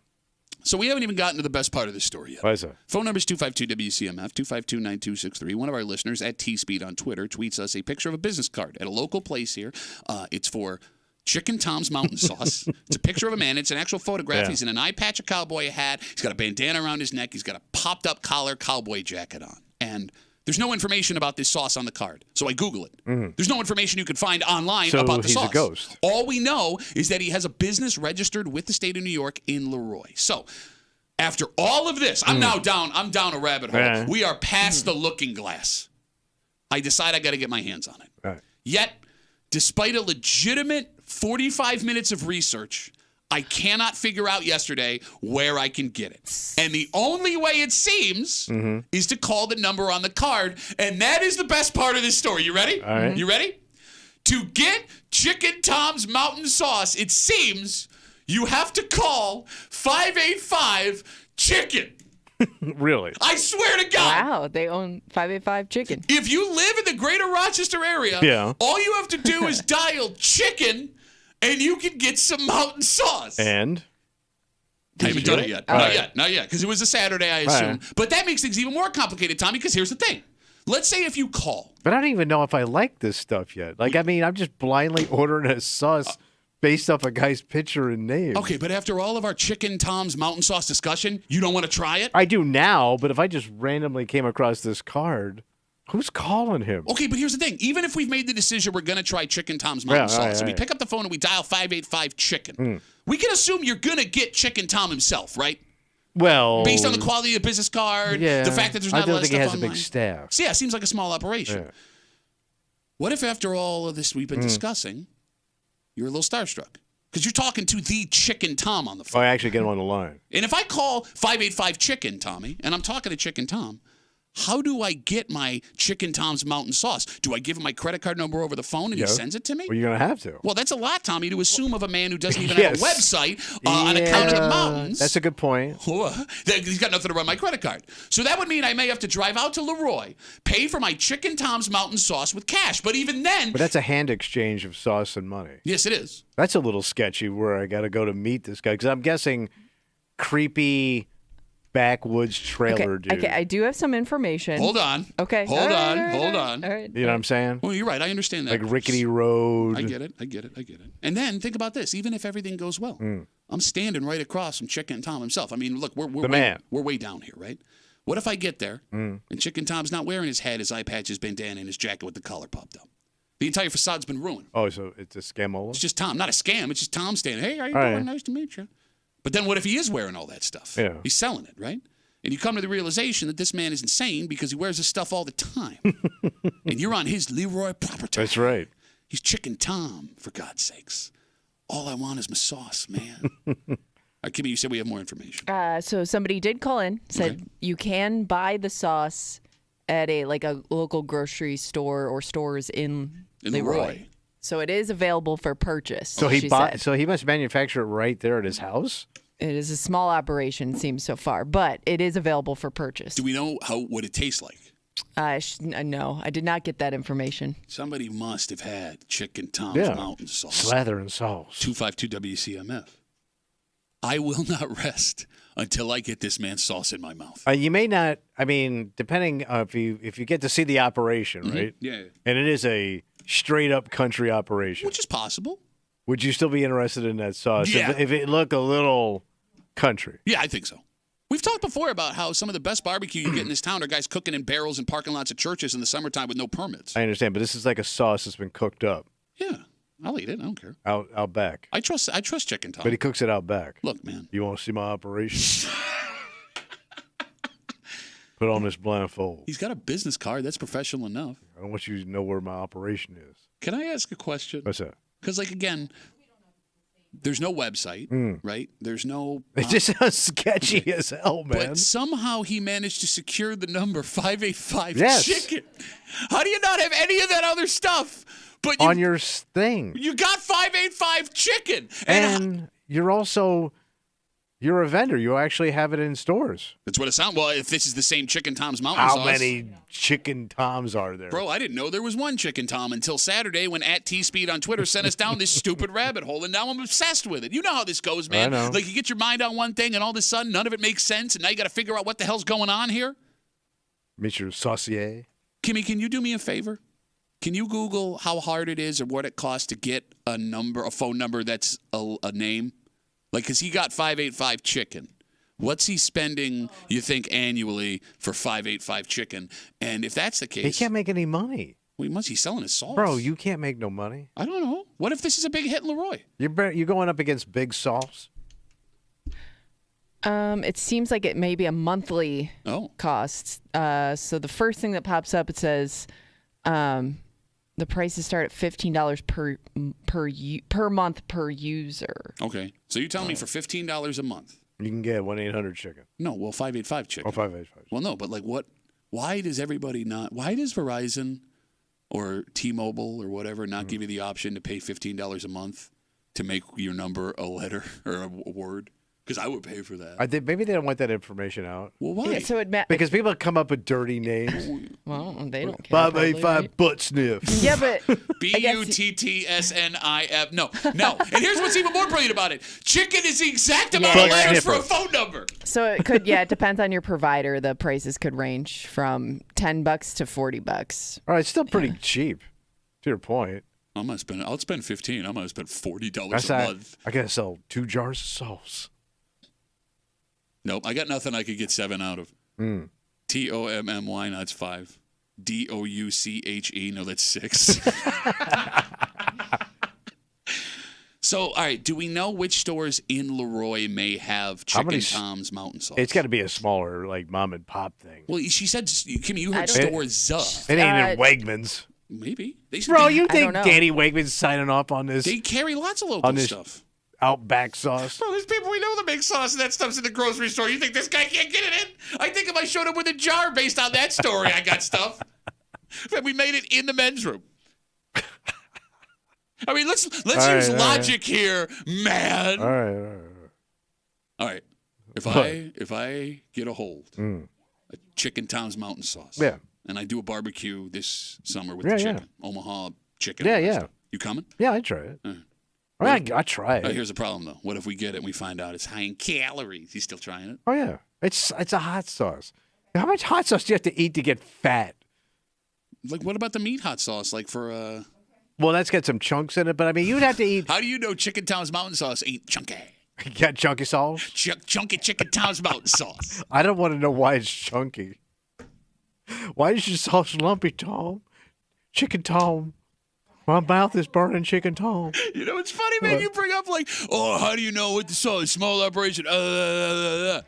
Bro, think of all of the meat hot from every Hots place in the greater Rochester area. We line up for that, no problem. That does not look like it was created in any kind of safe way. But at least I know where to find them. Okay. This is like such a vague operation. No, More by the way, information. Credit to Kimmy. She has been banging the phones while we're getting all of the Chicken Tom's Mountain Sauce info. A woman called and said it is a small operation. He does it out of his house, but you can buy it at the Save-A-Lot or the Tops in Leroy. He's at Tops, baby. That's a big one. He's stepping up. Tops is big. And that's not Chicken Tops. That's straight up Tops. Yeah. All right, so he hooked a whale. Thank God that we got to the bottom of this. So when you're heading out to get your sauce. Leroy? How far is Leroy? Is what? It's just down the road a piece.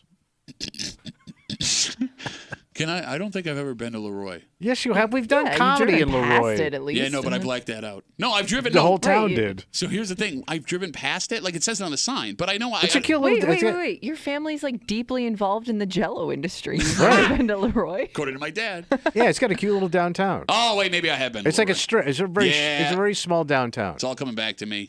Chicken Tom's Mountain Sauce flags everywhere. We used to do. There was like a little Italian restaurant we used to do comedy at. Oh yeah, Sadsies. Sazzini's. Oh, welcome to the show. You're gonna leave us soon. Eat a pasta first. You like Chicken Tom's and spaghetti sauce?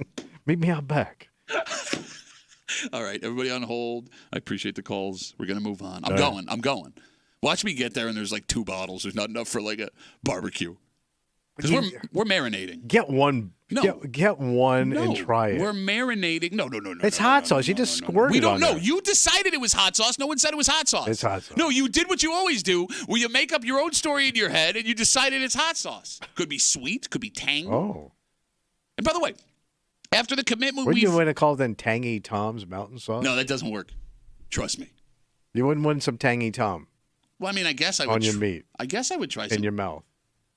I guess I would try some Tangy Tom's Mountain Sauce. What did you tell me, man? I just partnered up with a guy out in Leroy. Wait, get the hell out of here. Yeah. We've been having this conversation. I got the whole a time. little kiosk in the men's room. Really? That you forgot about? Yeah, I just remember now. We can't do the bit because you already told me the name of the sauce. No, I didn't say the whole name. Oh, what's the whole name? It's called Tangy Tom's Mountain Mouth Sauce. You don't need no chicken, son. Straight from the bottle to your lips. Don't go to your hips. Shut up. You don't have to rhyme everything. Let's take a break. Super Bowl was boring and it sucked. Yes. We will be taking no comments on that. However, the halftime show is more open to interpretation because you were underwhelmed. It's just the same every year. Let's get everybody we can on the field at once. Yeah. And let's get the weirdest looking piano we can find. A pointless piano that I couldn't tell was hey, look at me, I'm playing a spaceship. I didn't know Alicia Keys was from Tennessee. She is. She's a Southern girl. No, she's not. Yes, she is. She's from like up this way. She's from New York, man. No, she's not. Yes, she is. How much you want to bet? I bet you 5 bottles of Chicken Tom's You're Mountain on, sauce. son. Now we're going to go to every store in Leroy. I'm not here to convince you that Usher put on a fantastic performance, but there is one thing that is very apparent. What's that? A bunch of people who did not know it yet found out last night in real time they old. And 2 of them reside in this room, and we'll do it next in the break room on 96.5 WCMF.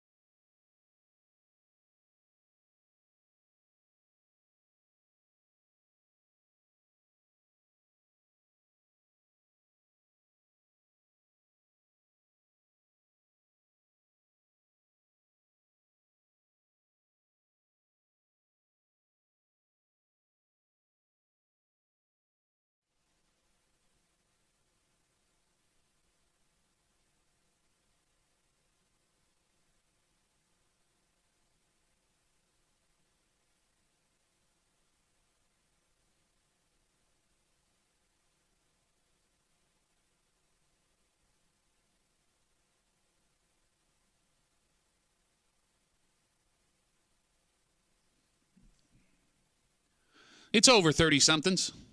Whatever. The time has come to dig a hole, lie in the ground, and wait for the long sleep.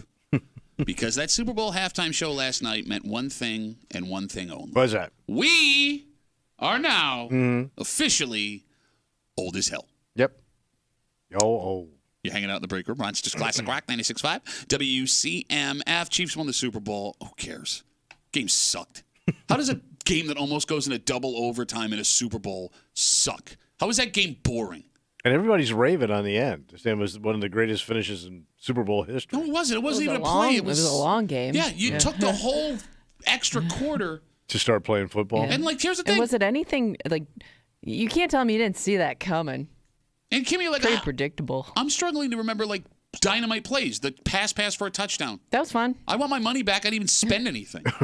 So there is one part of that game last night that has officially divided America in half. And that would be Usher's halftime performance. I can't figure it out. Y'all say, I'm so got me feeling this.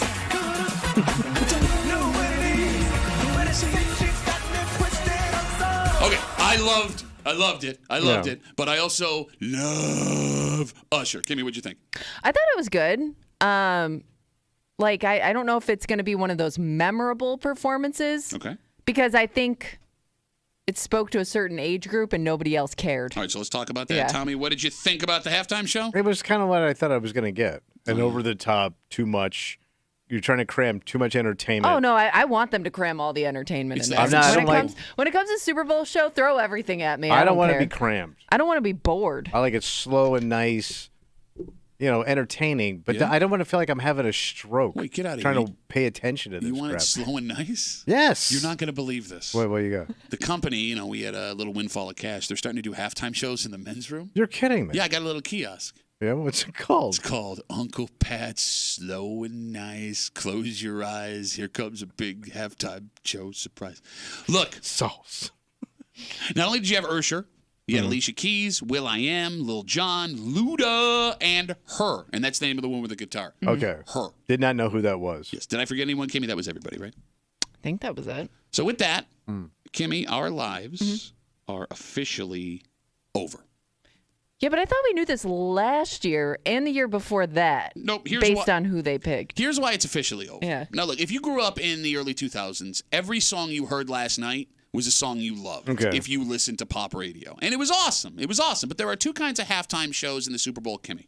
There are the in-the-moment artists, the contemporary artists. You brought up Rihanna. She's still a contemporary artist. She's still putting out music, right? You had your Beyonce, contemporary artist. The Weeknd, contemporary artist. Katy Perry, contemporary artist. The NFL, it seems, Tommy, does what they can to get a relevant pop artist in the moment to bring the younger set and keep them entertained. Okay. And then it seems when they can't get one of the top 3 most popular artists on the planet at the time, they then shoot for an artist that will bring back nostalgia for 30 and 40-year-olds. For example, Dr. Dre, Eminem, and Snoop Dogg. That was last year? That 2 was years 2 ago. years ago. 2 years ago? Madonna in 2012. Prince in 07. Janet Jackson. U2. If you do the math, they're always aimed at 30 to 40-year-olds at the time they perform. Okay. And there is now a new way to figure out if you have gotten old in America. Why is that? If you turn on the Super Bowl halftime show, it's not someone modern, and you love it, you are old. Okay.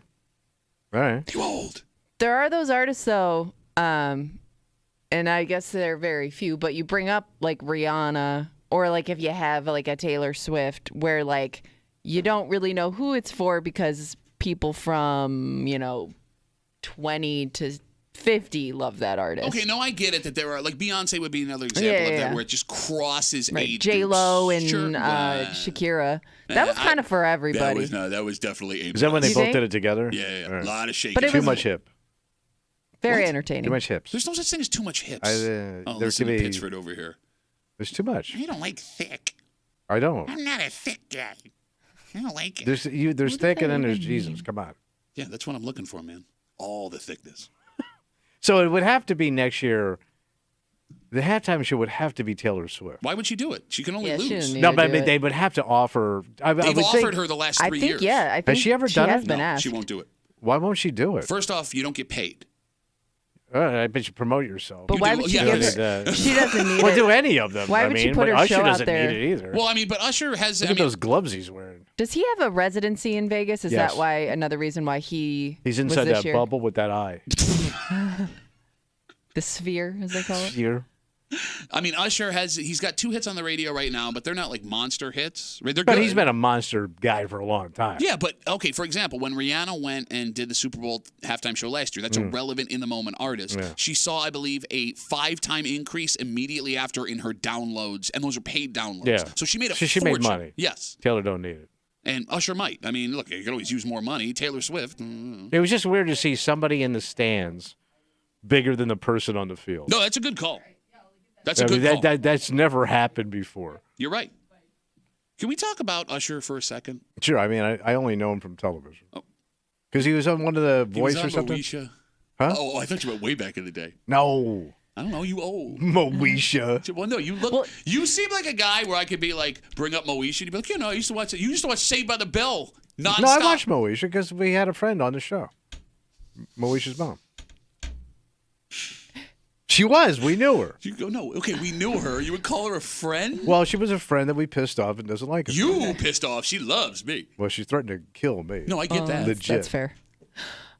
You know what else I found myself doing? And this is when you also know you're old. Not your nails. So I mean, random. you just leave it out there for me. Why were you thinking of doing my nails? Anyways, Googling people's ages. That happened. Oh, we last do night. that all the time. We man. did. We must have done that like 10 times last night. Thinking of how old he? Oh, he looks good, pretty good. How old did you say he is? 40, 50?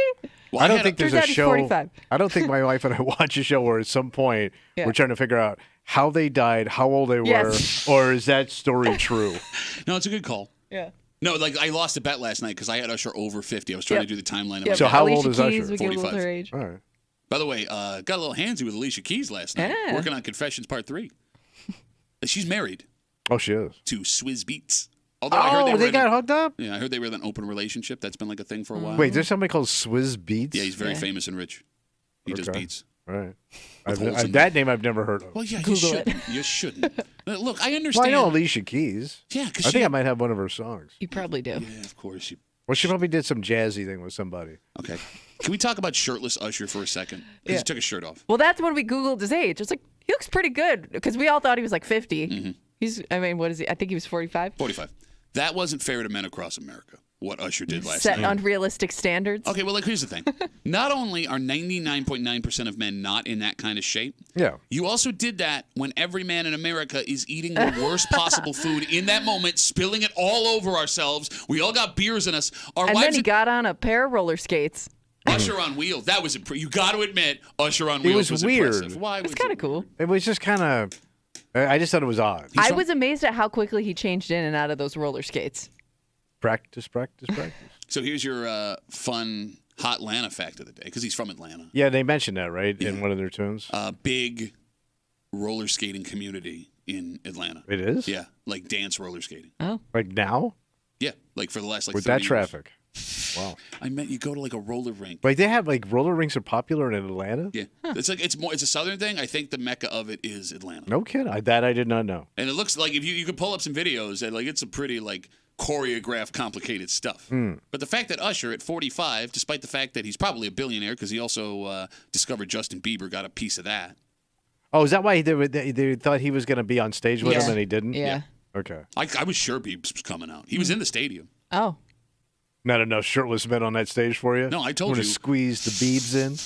Squeeze the beef. Little beeb beef? By the way, Biebs ain't getting up there with no shirt on, No, standing next to that no, 45-year-old I don't guy know. looking like that. That's not I fair. wouldn't do that. Man. How about my wife before the game? I got the pregame show on in my room, and they're showing the warm-ups and everything. Yeah. And there's Joey Bosa, the defensive end for the 49ers, standing Yeah. next to George Kittle, the tight end. Yeah. And they both have the arms ripped off their shirts. Yeah, they look like they could kill you. Joey Bosa's got like your head the size Yeah. of his biceps, and my wife's like, "Ooh," and I'm shirtless. I just got out of the shower. Is it Nick Bosa or Joey? Sorry, I'm sorry. Whatever Bosa it was matters. They're like roaches. There's 1,000 of them.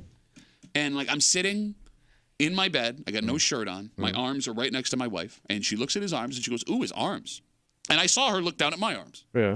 And you've been working out. Yeah, I'm not. You got some definition. I ain't got Bosa Bosa arms. biceps. Biceps. So we watch these shows just to be depressed, if you think about it, then, because you're just showing me things I can't do and things I'll never look like. So I'm not feeling too good about myself watching the Super Bowl. And I think that's what sucks about being old and realizing we're old is like Life has passed you by. yeah, I'm never gonna play in that game. I'll never have those biceps. I'll never be Usher.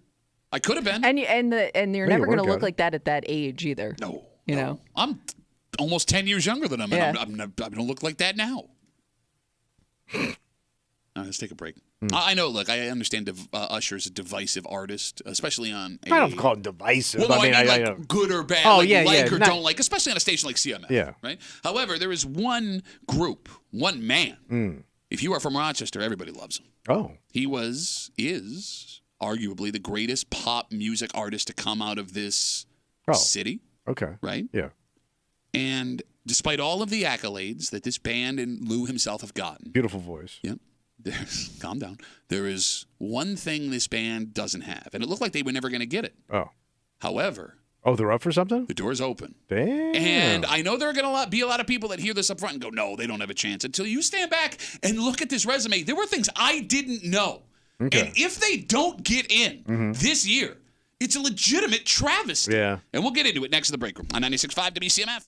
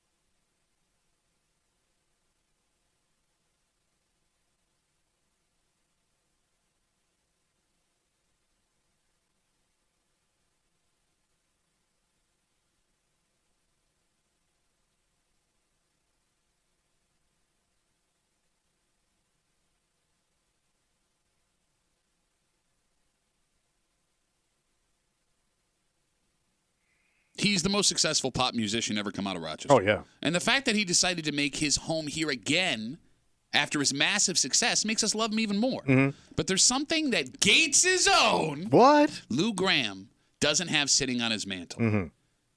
He's going to have a chance. But is this something we can hope for?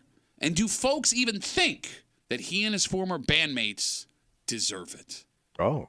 Because here's a spoiler alert. Right. When you start looking into this thing, Mm-hmm. the fact that they haven't even been nominated yet. Which is amazing, considering Tommy, who's in there. It's a travesty. You're hanging out in the break room, Rochester's Classic Rock 96.5, WCMF. We'll jump right into it. When it comes to great rock bands, Foreigner is on that list. In my life, there's been heartache and pain. And I don't know. Do you know why he sings this? What's that? So you don't have to. Oh my God, you should do comedy. What makes it even more special for us is the voice that gave them the juice. Yeah. Lou Gramm. The Bavaria Pop. He's a Rochester man through and through. Mm-hmm. Tommy, the band has Grammy nominations. They've played every arena in the world, rocked them all. Oh, yeah. They've sold millions of records. But there is one thing that Foreigner and Lou Gramm do not have. They are not in the Rock and Roll Hall of Fame in Cleveland, Ohio. But over the weekend, that window opened. So they got nominated? Yes, despite being eligible for decades. This is the first time that Lou and the band have been nominated for induction into the Rock and Roll Hall of Fame. In their announcement for the nomination, the Hall cited the hits the band has had. They listed Jukebox Hero, I Want to Know What Love Is, Hot Blooded, Feels Like the First Time. But Tommy, Foreigner is one of those bands that has a sneaky amount of smashes because they didn't list Double Vision, Waiting for a Girl Like You, Cold as Ice, Head Game, Say You Will, which for my money is one of their best tunes, Blue Morning, Blue Day, Rev on the Red Line. All of those songs, if you are over 35 from Rochester, odds are you know every word by heart. And that's just 11 off the dome, Tommy. 11 hits like that. There are two questions that need to be answered. The phone number is 252-WCMF, 252-9263. One, does Foreigner deserve to get into the Rock and Roll Hall of Fame? And do they get into the Rock and Roll Hall of Fame? 252-WCMF, 252-9263. Because there's got to be a ton of schlubs over the years that were not great bands. Or jokes. I think the Monkees are in the Rock and Roll Hall of Fame. Didn't we Google this and you embarrassed the hell out of yourself? I think so. You think Davy Jones is in the Rock and Roll Hall of Fame? They could be. No. But you know there's some like bands that weren't that great. It was just stupid music. They're not in the you're Rock telling and me Roll the Hall of Monkees Fame. that wasn't a real band or not in the Rock and Roll Hall of Fame. Kimmy, can you Google least deserving Rock and Roll Hall of Fame bands just so we can get a little... Yeah. Okay, so Tommy, as far as does Foreigner deserve to get in? Four, their most successful album, was number one for 10 weeks. They are legit one of the best-selling bands worldwide of all time with, are you ready for this? I don't know. Foreigner sold 80 million records. Goddamn. Did you know it was that high? No. Neither did I. 80 million records. Half of those records in Kano's basement. A lot of people don't know that. So, Foreigner's been nominated for 3 Grammys. They didn't get a win. 6 of their albums. Wait, they've never won a Grammy. They did not win a Grammy. They had Best New Rock Act, Damn. Album of the Year. They piss. I wonder because the actual creator of Foreigner, Mick Jones, he does have a tendency to piss people off. Well, yeah, but what? But he could have pissed off the people that he left a bad taste in people's mouth. Okay, fine. What rock star in the 60s, 70s, and 80s didn't piss everybody off? For some reason, this guy's got a reputation. Okay, fair enough. Well, we're also, look, in the... I mean, he was also mean to Lou. No, that's what I'm saying. Like, that's why he may have a reputation around here is because of what Lou has talked about in the past, despite the fact that they have reunited a couple of times. Right. 6 of Foreigner's albums have gone gold and platinum. Yeah, that's ridiculous. That's more than Zeppelin. Zeppelin. That's more than Van Halen. That's more than the Eagles. That's more than Journey. We can keep going. Oh my God. But you get my point. Yeah. Will they get in, Tommy? It sounds like they may not. I mean, how many times can you take a run at it, right? And well, it's their first run. And no, but like they should have been on the radar before now. Look, I agree with you 100%. It's something that actually Lou has talked about at length, how frustrating it was that they weren't in. But the nominees this year might be tough. Oh, you got Foreigner to get into the Rock and Roll Hall of Fame on their first nomination this year are up against Mariah Carey, Cher. Oh, jeez. Wait, they're not in? No. Well, Cher's in with, I think, Sonny and Cher, but not by herself. Dave Matthews Band. Ozzy. How is Ozzy not in as a solo artist? Mm-hmm. Oasis. And a host more. Yeah, it's a tough lineup. Right? Because, Cher controls everything. What? Cher controls the board. Wait, the board of the Rock and Roll You Hall don't think of Fame? Cher's got muscle? What do you think? What does it sound like when she walks in? I'm sorry, Lou. You ain't getting in this year, son. I'm coming in with all my elephants and giraffes. It's going to be a hell of a show. No, I'm with you. It feels like it's not going to happen this year. That's a big lineup. Which is horse crap. And I don't say that as a Foreigner fan who is partial to Lou, because, he and I grew up in the same town and greatness originates from Gates. When you stand back impartially and look at the numbers and the sustained success the band has had, the fact that they've never been nominated before is insane. Yeah. The fact that if they don't get in before members of the band start to go, Yeah, that's the other problem, right? that's not fair. Right. It's like, let them enjoy. A moment. Thank you. Give these guys their moment. Like what? I mean, Foreigner's going on their farewell tour. Yeah. Lou is scheduled or is expected to do a few dates. He's not going to be able to do the whole tour with them. Like, that's going to be their send-off goodbye. What better way to put a bow on this band than put them in the hall? But they are up. Like, their name is out there. They are nominated. All right. But again, I'm only Who do we reading, call? I'm only reading the headliners. Mariah Carey, Cher, Dave Matthews Band, Ozzy, and Oasis. Bunch of nobodies. No, those are 252 WCMF 252-9263. For the first time ever, Foreigner and Lou Gramm are nominated for induction into the Rock and Roll Hall of Fame, despite the fact that they sold 80 million records worldwide, despite the fact that they have 6 gold and platinum albums, despite the fact that their most successful album, Foreigner 4, was number 1 for 10 weeks. They've never been nominated before. Let's talk to Chris. Hey, Chris, what's going on, buddy? Two things. One, I think the person that was in charge of the Hall of Fame had a real beef with the one guitarist with Foreigner. And I think that was a legitimate feud. That's why they never even been nominated, which is so ridiculous. Okay. And now that he got sent packing this last year. Oh, okay. So maybe they do. All right. So maybe we're wrong here. Maybe they do get in over Mariah Carey, Cher, Dave Matthews Band, Ozzy, Oasis. Yeah, so the person that was like the bottleneck of that, the jerk that was doing it, is no longer there. The other one, my question, the bigger one I had, they recently were touring, and I don't think they had a single member of the original band playing. And I was wondering, do all those other jabronis get in because they now play in Foreigner or is it just the OG Foreigner people? So we had this come up. Hall of Fame members? We had this come up. I think they put the original members in. I would think it would have to be the original guys that put the song time out of the actual hit and put the maybe. song over. Yes, yeah. and we've seen, Chris, bands that have done like the adding members where everyone will get up on stage and try and perform together, or they'll just do the original band. Like, who was it that got pushed to the side? God. There was just a legendary band that went in with a new frontman, and they told him, Oh, no, you stay over here. Yeah, I can't remember who it was, though. Chris, thanks for the call, buddy. Have a good rest of the day. Like, think about, so for those who don't know, despite the fact that the Rock and Roll Hall of Fame is in Cleveland, every year when they have the induction ceremony, they do a concert in New York. Yeah. Is it at Radio City Music Hall? I think so. Okay. Wherever it is.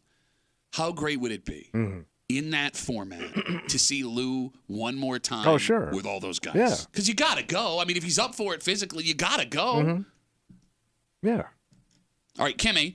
Yes. We had asked you list of the least popular bands, least successful bands in the Rock and Roll Hall of Fame. It's giving me lists of everybody, you know what I mean? Like it's everybody's opinion. Yeah, like right? it's all like opinions. It's all, some of it's like sketchy websites that give you like 1,000 ads before you get. Sounds fine. Get Just to. click on a couple ads. It'll probably get you there faster. Yeah, I can't find like a solid list of like undeserving bands. Okay. And look, we're getting a bunch of Facebook messages now, and the Facebook messages are right. It doesn't matter when it comes to music getting into a Hall of Fame or winning a Grammy or award like that. An accolade, come on. Yeah, and like, look, you have to want it. Yeah. Right? Like, it's not. It's ego. Yeah, it's not Dylan, right? It's not, these guys that are, I do what I want. I'm going to sing hymnals for 2 hours after you paid $60 to watch me play at Frontier Field. Like, they want this. They deserve this. Yeah. How? What argument do you have to not put Foreigner in the Hall of Fame? Give it to me. What is it? Never won a Grammy? Well, maybe. That may have played a little bit of a role in There that. have to be non-Grammy winners, Kimmy, that are already. Well, in Zeppelin the Rock never and won a Roll of Fame. Grammy, right? Okay, so there you go. I mean, for their hits. I mean, they might have gotten one for like Lifetime or whatever. But I think we saw that Zeppelin never won a Grammy. Yeah, that makes sense. Well, Short Burn too. Yeah. You know what I mean? Mm-hmm. Non-Grammy winners in Rock Hall of Fame. Damn it. You're right. This is hard. You think the Rock and Roll Hall of Fame would be cut and dry. Yeah, you got it. I mean, there's It's other. like a weak porn site. Here's what's weird too. There are other bands where you hear they're not in the hall, and you go, "How the hell does that happen?" Which makes me nervous that Foreigner is going to get in. They're going to get the shaft. Guns N' Roses isn't in the Rock and Roll Hall of Fame. Wow. Wait, did they just get Jane's Addiction is up this year? Okay. Well, is it one of those things where once you start to get nominated, does it kind of at least get the ball rolling, or are you only nominated like once? How does that work? So I don't have the answer to that question. However, Kimmy, we're on a shot clock here. Yeah. Yeah. I mean, like, these guys are getting older. Exactly. And they have health issues. Yeah. Yeah. To compare it, and this is going to be a deep cut. Buck O'Neil was a Negro League baseball player. Mm-hmm. He used to come to Rochester all the time. He would tour and he would sign autographs. I met him a bunch of times when I was a kid. He was the nicest man on the planet. And all Buck O'Neil wanted was to be inducted into the Pro Baseball Hall of Fame. And a year after he died, they voted him in. Oh. And, why even vote him in at that point? Right. He just wanted to stand up there. He wanted to get his credit. And he deserved it. He deserved it. So, after they're gone, what does it do? Nothing. Okay, yes, the family gets to have pride. Yeah, it's great. You're going to do, a medley with other artists and then play in their hit. But the guys don't get to enjoy it. Right. Yeah. It's not fair. And I'd also be pissed off if non-rock people are in ahead of me. Not that they're not great artists, but they're not traditional rock artists. Okay, but again, there are a lot of artists like that in there. If I'm Lou, I'm pissed off. He got in already. I'm not in. Okay, but then there's the argument. Ukulele guy gets in. What ukulele guy got in? Cello dude. It's more of a music Hall of Fame. I know, than but rock and roll Hall of Fame. as you're a traditional rock artist, you feel I should be in the Rock and Roll Hall of Fame before said not really traditional rock artist. Okay, but then again, now we're going to get arguments about how many hits were actually rock songs and how many were ballads. Is a ballad a rock song? Yeah, came out of a rock mouth. Is Say You Will a rock song? Yes, it's a rock Waiting anthem. for a Girl Like You, is that a rock song? Waiting for a girl to do things to. That's not what he's Let's saying. rock and roll. That's not what he's saying. And here's the thing. You said, who do we talk to? It seems like one of these, like they're electing the Pope. I don't even know how they figure this out. I don't think there's anyone you can, No, probably not. complain to. Or, Because it would be challenge. an endless job. Yeah. Because everybody thinks their favorite band should be in. Yeah. Okay, but again, you're right. But the numbers, for God's sakes, they deserve it over Jane's Addiction. And I like Jane's Addiction. Yeah, but I don't think of them as a phenomenal band. They had Flea. All right, let me ask you this. Right. You can pick three Three bands. artists. Ready? Who do you think it's in? You got Foreigner, Mariah Carey, Cher, Dave Matthews Band, Ozzy, and Oasis. You get three. I don't think Cher number one. So Cher's in. Mariah Carey, Monster. 2. And probably Dave Matthews. No, because you of dumbass. No, I was You gonna- with his following? Yeah, he has a huge following, but it's Fish has got a following too. They ain't got a chance. I think Dave Matthews gets it. No, I think Foreigner gets in before Dave Matthews. Kimmy, of those. Should I mark this just in case? Yeah, you should actually, because Kimmy, Mariah Carey, Cher, Dave Matthews Band, Ozzy, Oasis, and Foreigner. Give me Ozzy. 3. Forgot about Yeah, I was gonna say Ozzy. I think Cher. Ozzy. So no Foreigner. I'm gonna put Foreigner in Really? there. Over Anyway, Adam Oasis? Mariah? Now, Mariah's got time. she's got time. She ain't got time. That chick's crazy, man. I think you pick. Here's the thing. I think either Cher or Mariah goes in. I don't think it's both of them. Look, Cher's got to go, because again. Well, Cher. Yeah. But Cher's almost 80 years old. And that's what I mean. Yeah. I think Ozzy's got to go. Yeah, because he's also old. Look, you should do it. Let's get him in before the end run here. Foreigner, Cher, Okay. Ozzy. I would feel comfortable with that. Well, yeah, because Lou gets in. Well, I mean, just saying, again, from an impartial observation, for take Rochester out of it. Hits, influence, those 3. All right. Let's take a break. Valentine's Day is 2 days away. Buckle up, boys. What happened? Well, I mean, look, it's expensive. It's time-consuming, the stress. You're going to do anything you can to get out of it. To get out of Valentine's See, Day? that sounded shocking, right? Because there was never a thing you You could do can't get before. out of it. Okay, well, no, it turns out It's that a sexual bear trap. a shocking amount of Americans are using this excuse to not do Valentine's Day on Wednesday. I can't wait to see. It's got to be a health thing. Because it's Wednesday. No. Oh. No. Just the day of the week. It has nothing to do with religion. All right. or Oh, day I of the forgot week. about that too. It's a smart financial choice. And look, baby, baby, I want to do something for you. Baby. But is it my fault the economy is what it is right now? Oh. We'll get into it next to the break room on 96.5 WCMF.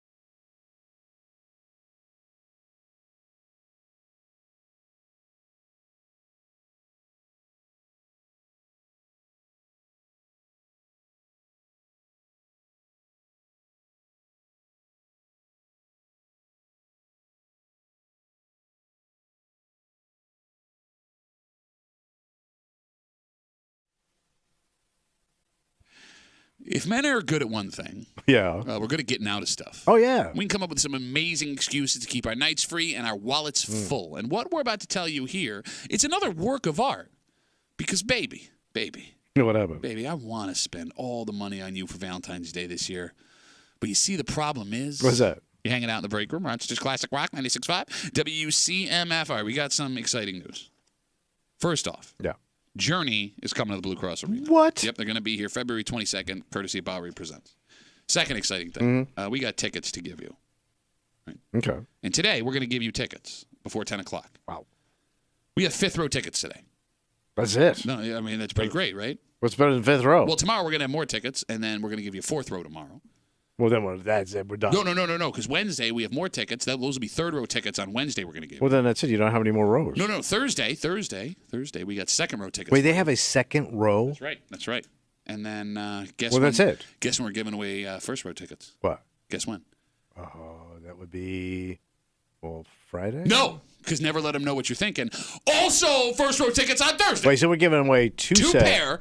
Thursday, first and chances. second row tickets. You got it. So today we got fifth row tickets to see Journey at the Blue Cross Arena. We'll get you those in just a little while. How about between 9 and 9:30? How's that sound for everybody here in the break room on CMF? You ready for this?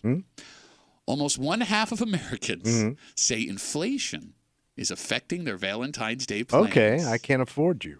Tommy. Guys would be going way big on Wednesday if it weren't for the damn economy. So you're going to tell your significant other that I love you. Yeah. I can't live without you. But we're about $7 off my price point. Have you seen the cost of roses? Yeah, they did go up. They're always up. They always jack them around the holidays. Yeah, you doing rose jacking? Oh, yeah. Almost 1/4 of Americans say they are abandoning Valentine's Day gifts this year because of inflation. Altogether. So you're not even getting something small. Nope, nothing at all. And even more people say they are scaling back or abandoning dinner plans thanks to, again, inflation and the economy. Okay, but like everybody's out at restaurants all weekend long. Places are jammed. I am just giving you the information that I have in front And of me. it was like this last year. It's like this every year. Yeah. And the only reason the things are up is because we keep buying them. So you got to be king chintz. Okay. And you to just shut down Valentine's Day. Now, listen, I think we do have to be fair. It's very possible there are some people with certain types of jobs that are having this issue. And you may be listening right now. Phone number is 252-WCMF. Things are not as good for you this year as they've been in the past. Okay. However, to your point, Tommy, forgive me for being cynical, but gentlemen, why you lie? Why you lie so hard? I get it. Nobody wants to spend time or money on a fake-ass romantic holiday, right? I get it. But, gentlemen, if you're going to use the economy and inflation as the reason you're not rolling out roses or dinner or chocolate, you are playing a very dangerous game. It's not even a game. Oh, no, it's You're a game. just done. No. Like a game means like you have a chance. It's a dangerous game, and you don't even realize you're playing a dangerous game. See, that's why I'm here. Yeah. Because you think straight on, and I'm here to spread it out for you. But you bend over so I can spread it out. You heard what I said. What? There are major problems with this excuse if, one, you've recently made a nice purchase for yourself. Oh. Right? And in this case, it doesn't even have to be a major purchase because, like you said, off your $7 price point. If you went out and had beer and wings with the boys during the NFL playoffs, that's money you could have spent on dinner. Yes. If you got yourself something unnecessary that was in the $50 range, that's money you could have spent on candy and flowers. If you have plans in the next month to do something along those lines, you have invited a major argument right into your kitchen. Oh, yeah. You're getting a shaft, and not in a good way. That's right. When you cite money as the reason you can't do something as a couple, she's got her eyes open. And she may accept that excuse now. But if you trip up at all, from this moment to the beginning of April, you are going to pay for it, and you're going to pay hard. Yes. Because you're not going to get any action. You're going to come in king chintz thinking you're heading into that bedroom. Not happening. I don't know. Maybe there are women that. I mean, she got to be No, but Well, you're calling her dumb? No. She dumb. If she's laying down for a chintz boy, she dumb. But I could see, I know people that would bother them if their significant other overspent when maybe, they were trying to save Oh, up for yeah. something Women hate else. when you shower them with gifts. No. Stop it. No, I'm saying, like, let's say you agreed on a budget, you overspend on this, and now you can't get what, it takes away from something else. It's the classic story of the gift of the Magi, Tommy. All right. Google it. All right. By the way, if you pull this move, you're one of the 50% of Americans who say Valentine's Day, their plans are being altered because of inflation in the economy. You're also setting a dangerous precedent. Yes. If you use the economy to get out of something like Valentine's Day now, she has carte blanche for the next however many months to totally shoot down anything you plan on spending money on. Oh, yeah, you're on And lockdown. With the weather starting to get nicer eventually, or, you might want to do some things that you now have to rethink. You got it. And look, maybe you'll get lucky, and it'll be something that sucks you don't want to do, and you're out. But odds are it'll be something, guys, you want to do, and you could not argue, because she's going to make the same argument you made to her during Valentine's Day, and she will be showing in that moment the same kind of financial responsibility that you did. And everything's going to get shut down. What do you mean everything? Everything. Everything. It's not always about sex, man. It's not always about sex. All roads lead back to the coochie pie. So no sex for you then. Yeah, I mean, I think any man that refers to it as the coochie pie. No. Coochie Ever. pie. Stop It's that. one word. For God's sake. Hey, Kimmy, can I ask you a question? Yeah. It's an adult question. If your husband came home on Wednesday, he's got flowers, chocolate, He's at the wrong house. jewelry, Yeah. and he goes, hey, baby, give me some of that coochie pie. Just say it one word. I can't even look Coochie at pie. it. Coochie pie? Be like, you're kidding, Daddy's right? home for some coochie pie. But he's serious. He's got a serious face, look on his no. face. Is that shutting down I the whole can't night? even. No, I can't. I can't. No. I'll be like, please never say that again. Phone It number's would take me a while to get over that. You know, I am curious, the ladies that are listening, 252-WCMF, 252-9263, would that be an excuse that you would take at face value? That, with one half Americans saying that the economy and inflation is affecting their Valentine's Day plans, almost 1/4 of Americans say they are abandoning Valentine's Day gifts and dinner altogether. Too rich for my blood. Kimmy, if your husband came to you and said, listen, Yeah. everything's so expensive now, I love you, but I don't, I love you, I don't need to do this. It would be better if we had that discussion ahead of time rather than you just showing up on Valentine's Day with nothing. Okay. But having that, I'm sorry, go ahead. I'm not saying it would be great, but I think it's better than surprise. I didn't get anything because it's too expensive. Okay. Because you're not saying, because what you're saying is everything's too expensive. I'm not doing anything. I think it's the problem. Yeah. Okay. Yeah, that's true. You're You're making not an doing excuse. anything. Like you gotta give somebody a win here, right? So you've got to have something in your hand. Okay.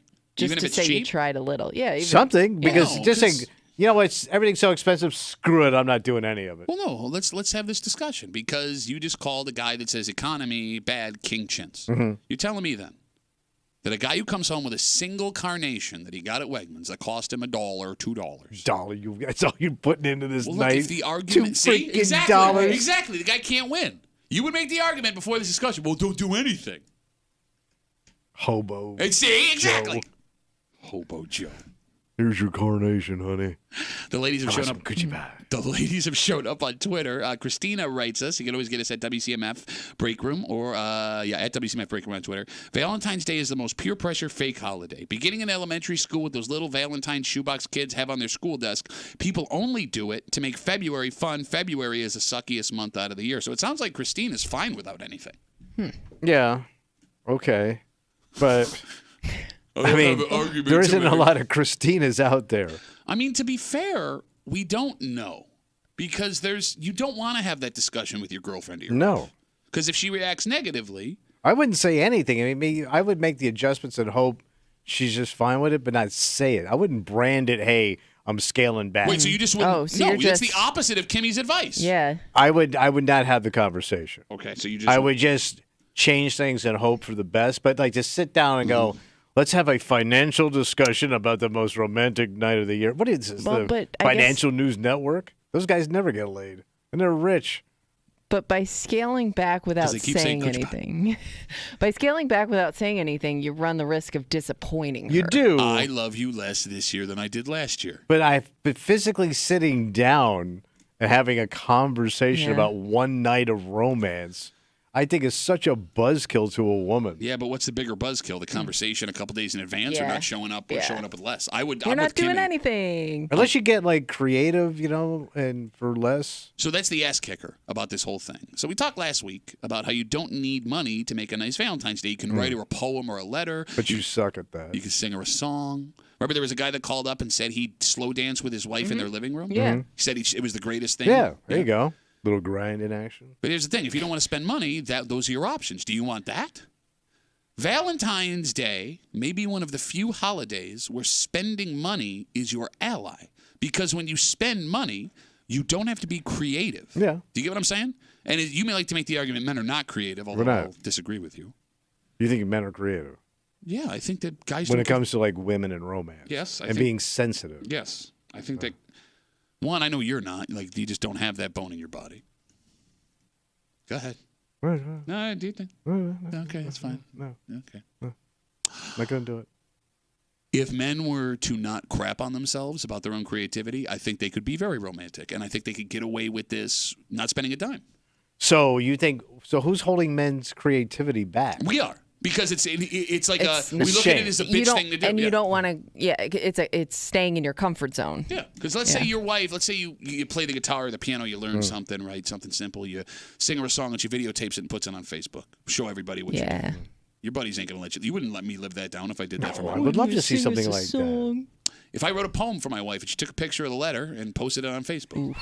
All my most intimate feelings about my wife. Because you can't say don't. Yep. Because then she's going to be like, what, are you ashamed? Are you ashamed of your love for me? Exactly. And she wants to show off what she got like every other woman does. If my wife posted that and you saw that on social media, you'd kill me for it. Well, I would first be texting it to Kimmy. Mm-hmm.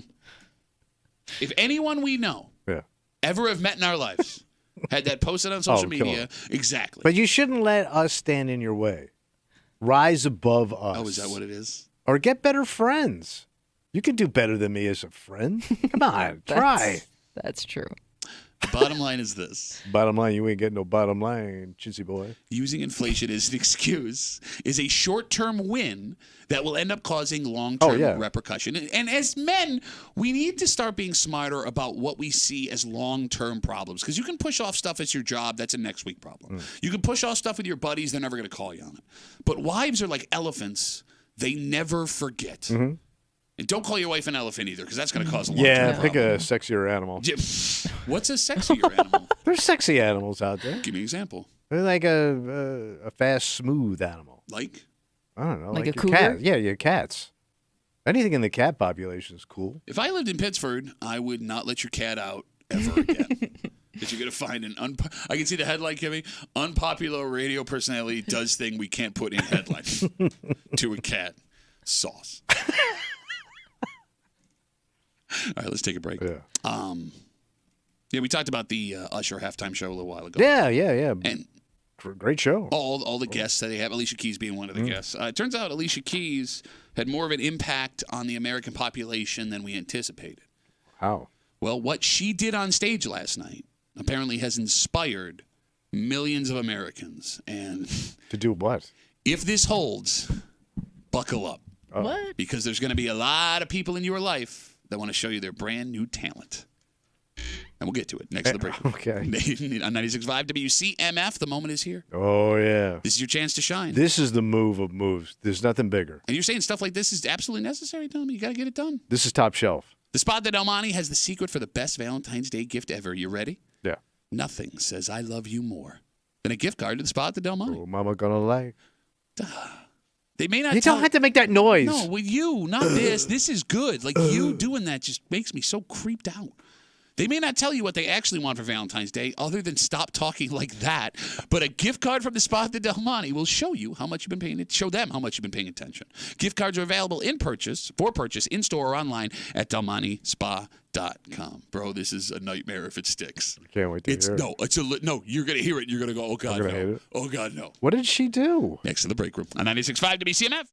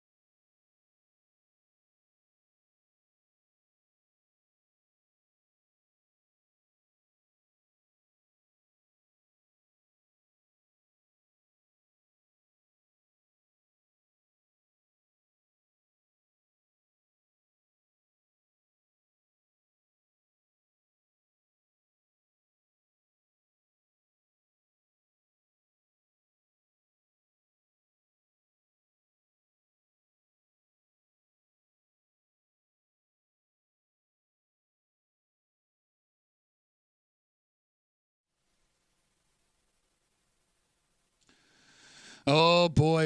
You're not going to like this. What happened? You're not going to like it at all. Oh. Well, look, the Super Bowl can be an inspiring thing. We've seen, speeches and acceptances after where people go, wow, that was amazing. Hell, there are millions of little girls in America that were inspired to start watching football based on Taylor Swift just being on screen every once in a while. But one woman at halftime has inspired, it seems, a bunch of Americans to try something new. Okay. And this could be a problem. Oh.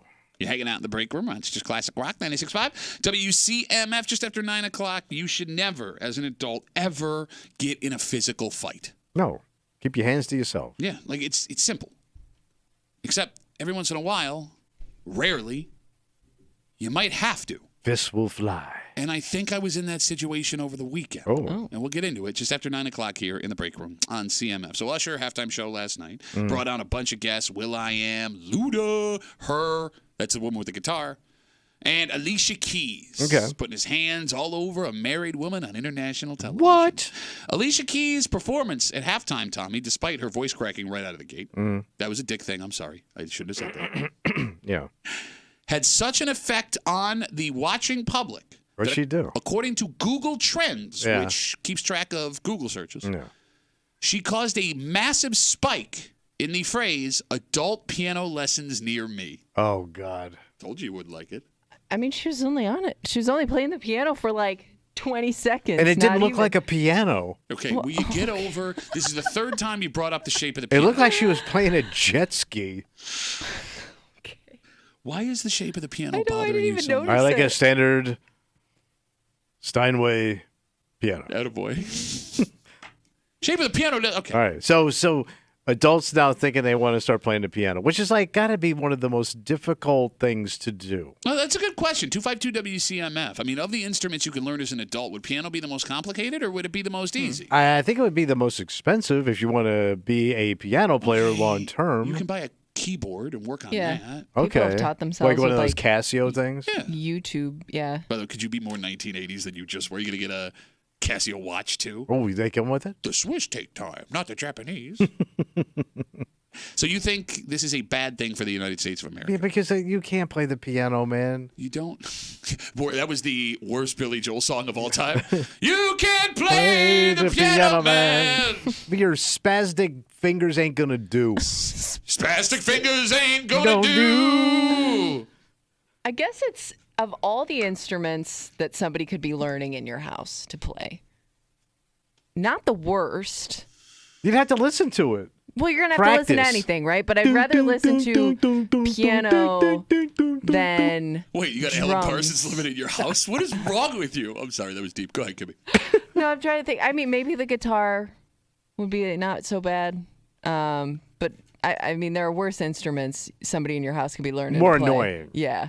Yeah, the horns, the drums, I get it. Yeah. All right, here's my question. Phone number is 252 WCMF. Kimmy, in your opinion, what is the absolute oldest someone should attempt to learn an instrument for the first time? I don't know if there is an So there's age, no age because for I you. could understand wanting to learn it, when you retire, just to have a hobby. So when your husband borrowed that guitar to learn how to play, you Yeah. fully supported him. Yeah, I didn't care. It was more. It wasn't you so made much. fun of him for it last week. Well, it wasn't so much that I didn't want him to try. It was just being in an apartment with somebody where you're not. It was during COVID, It'd be hell. where you're not going anywhere and hearing the same 3 chords over and over again. You don't sound very supportive right now. I would Did you have. squeak? Yeah, I did. It didn't bother me that he was learning. Like, Okay. I wasn't thinking like you're too old to learn an instrument. don't It was care. just like I don't want to be around while you're learning. Yeah, I learn. I don't want to hear you learn. Yeah. Okay. Tommy, What is the absolute oldest a human being should be to take up an instrument? You got got to be a kid because if you a kid like school time, that's when you learn how to do this stuff. Because as you age, it ain't gonna stick. Like if you think somebody my age is gonna all of a sudden start to play the piano, it ain't gonna take, man. Those You're people set in your exist. ways, No, those people and exist. you're arthritic, and you don't have any talent. So what are you doing? Reading sheet music? You don't have to read music to learn how to play the piano. You Well, don't. how do you play? There's chord, tablature, things like that. It's easier to read. Hey, you think old people could do this stuff? It's not. You can't. All right, so and it's not gonna take. My sister tried it. Okay. So we didn't realize my sister when we went to her house. It was a tragedy. She had a guitar, Okay. that nobody knew she was learning how to play the guitar. But it was like she had like this little kid sheet music. You know, it was like little kid songs. Because she was learning, right? Do you imagine having to listen to that all day? Understand what you're saying out loud right now? How old was your sister when she was learning? In her 50s. Okay. You know, I would say 56, 57. You're going to start the guitar at 56, 57 with your stubbly ass muley hands. Oh, my God. Look at these hands, man. Your father played the mandolin well, from what I understand. Yeah, mandolin. Yeah, stubby hands with a mandolin would be harder. It's a smaller instrument. La, la, la, la, la, la, la. Yes, I play the mandolin left-handed. Yeah, and it didn't take. Okay. So let me ask you this then, tough guy. So you would tell anybody? guy. No, you would tell anybody over the age of 18. You damn straight, buddy. I get in her face. All right. I go, hey, knock it off. So this weekend, you come home and you stumble upon your wife with a guitar in her hand. Okay. And she's on the table and she's got notes printed out and she's learning to play. So you would take that guitar and, much like Animal House, smash it on the wall. Plutarski it all over the place.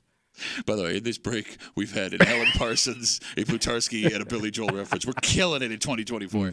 You would tell your wife to stop playing. Well, you know what I'd say? What's that? Hey, that sounds great, baby. Play it again. You are such. No, of course I'm not going to say anything, but I'd be suffering inside because bitch. it would be horrible. Because you'd have to listen to anytime somebody's trying something new and practicing, it's going to be horrendous. Okay, fair enough. But if it's a creative outlet for an adult, what's the matter with them learning? Because I got to suffer along with you, man. Yeah. Here's the thing. I can't get away from it. Let me ask you another question. If you want to go downstairs and paint quietly. Oh, no, you would kill painting, and too. clean up afterwards and have the right solvents, I'm fine with that. Let me ask you this question. Again, we're talking about how during Alicia Keys' part in the halftime performance last night, Google Trends said there was a massive spike. Millions of Americans searching adult piano lessons near me, which means we could have a whole host of adult piano players showing up in the next year or two. So arrogant. So, I mean, let's say your wife, she sticks with it. Right. She's playing the guitar, and she's got herself a performance coming up. Hey, where's she going to be? Well, no, what do you mean? She's going to be at like the old coffee shop? Yeah. The Starbucks attached to the library in Pittsburgh. Yeah. They have like a little side room. Yeah. And she goes, listen. I'm very proud of myself, and I would like you to go in and invite Pat and Kimmy and their spouses. So we can, she went out and supported, your night. She's come out to the stupid things we've done over and over again. Came out to Kimmy's art show. Yeah. So, it's only fair. So please go in tomorrow and invite Pat and his wife and Kimmy and her husband to my guitar performance at the Starbucks at the Pittsburgh Library this weekend. Yeah. And you would do what? I would say yes. And I would come home afterwards. Uh-huh. Mm-hmm. And she'd probably ask me. Yeah. I said, they quit. And you do it a Muhammad Ali impression for some reason. They quit. They quit. They're gone. No, I'd have to. Of course I'd have to. You would sell, bro. There's a dude who you knew sucked, and you sold Kimmy and I. These guys are cool dude, man. You like him. Your ass is so wet right now. Shut up. But you'd be in hell. No, any guy would be. No, any partner would be in hell. I would be proud of my wife if she learned something like this. Sincerely. She did try to buy an accordion one time. Just to have?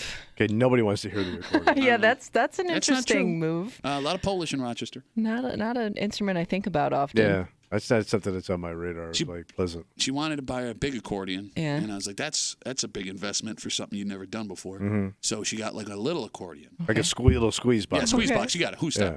And she played with it for like 2 weeks. I don't know why she wanted to learn the accordion. Okay. Was it to play along with you when you're on the bagpipes? I don't know how to play the bagpipes. I thought you did at some point. I played the drum. I played the bass drum. The most simple of all drums. Ready? Here's what I did. Boom. Yeah, you just keep time, right? Yeah, exactly. And I wasn't even good at that. All right, so buckle up for your soon invitation to your best friends or buddies' wives or kids' girlfriends' piano recital. Or concert. At the Fill in the Blank Community Center somewhere in the greater Rochester area. Let's take a break. Look, there were way worse things you could have to deal with than someone playing an instrument in your house. Oh, yeah, sure. Like, look, no adult should ever go out of their way looking for a fist fight. No. And even when a fist fight presents itself to you, do everything you can to get out of it. Yeah. But there are some times where that's not possible. Like back to the wall type of thing? Yeah. Well, see, when you say it like that, it's going to make me sound like an idiot. But wait, you're the person? Well, that's just it, man. I got put in a spot. And you know me. I am not a violent person. I don't like conflict. I'm going to do whatever I can to not put myself in that situation. Not in that hat, but nice boy. But... Look, I don't You know. attract these people. I don't know what, bro. Every time you go out, you attract these people. Shut up, you idiots. I don't have these stories. What are you talking about? You've been and I'm threatened annoying multiple as crap. times. You've had people follow you to where you were, Oh, that threatening was to kill you. years ago, Pat. I'm going to tell you the story. And I guess there are times where even adults who want no part of it are forced to get physical. Yeah. We got that, and we got fifth row tickets to go see Journey. Wow. All coming up next here in the break room on 96.5 WCMF.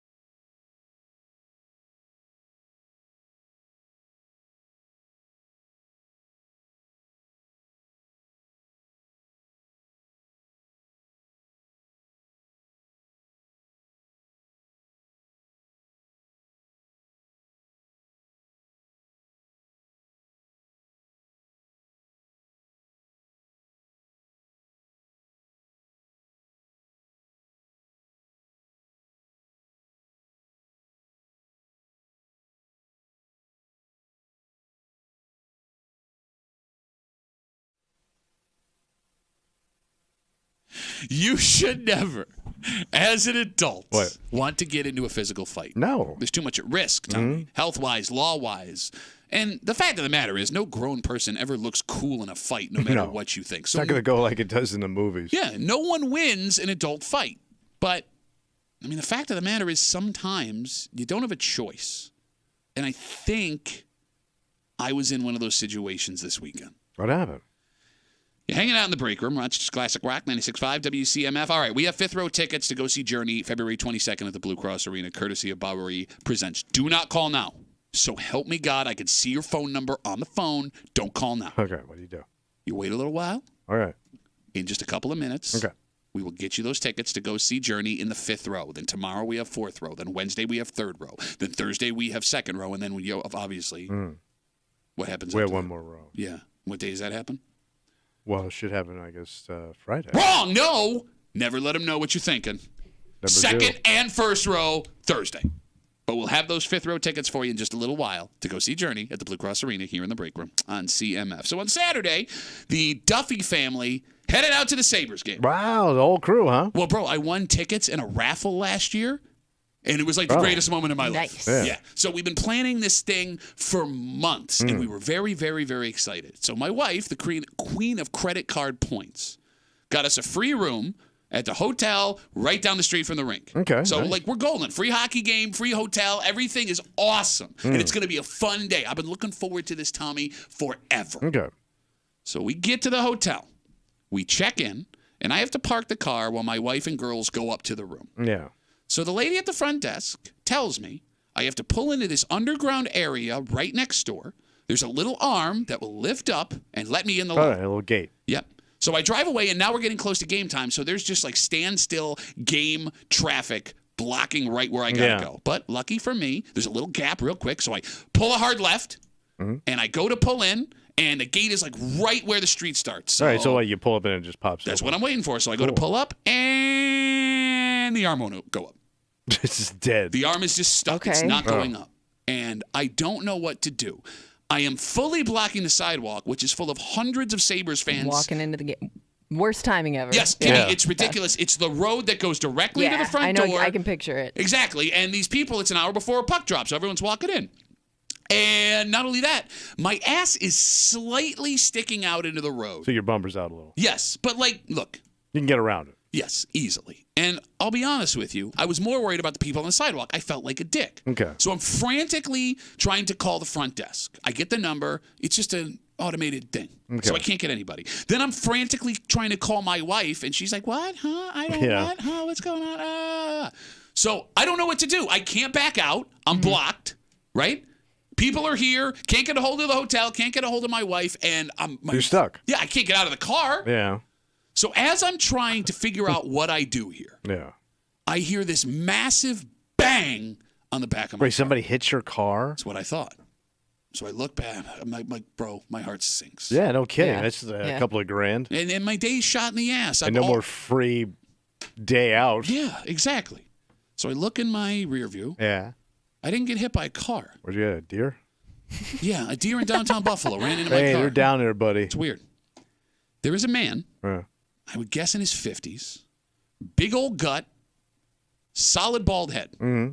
I would guess like 5'6", and he is slamming his big meaty hand on the side of my car. Well, he's hitting your car. Boom! Whacking it Barehanded. with his hand. All right. Open palm, yelling at me. So he's spanking your car. Yes, the rear of my car. All right. And he's Like, yelling at move me. it along, buddy. Yeah, no, he's yelling at me, get out of the car. He's not yelling, move it along. He's yelling at me to get out of the car. Now, his car is in the road where the traffic is. So he's out of his car. Yes. Wanting you to move your car, Wanting but you he to ain't move your moving his car car. in. Okay, he could just go around me. Like, there's plenty of space for him to go. What was he trying to get into the same place you were? Is that no, why he was because, waiting? no, I know. Not that I'm excusing it. I'm just asking what exactly his motive was. Well, I only know that because of what happened afterwards. But in the moment, I have no idea Yeah. what's going on. So, I don't know. Maybe it's the principle of the thing. He was upset I'm sticking in the road. So Okay.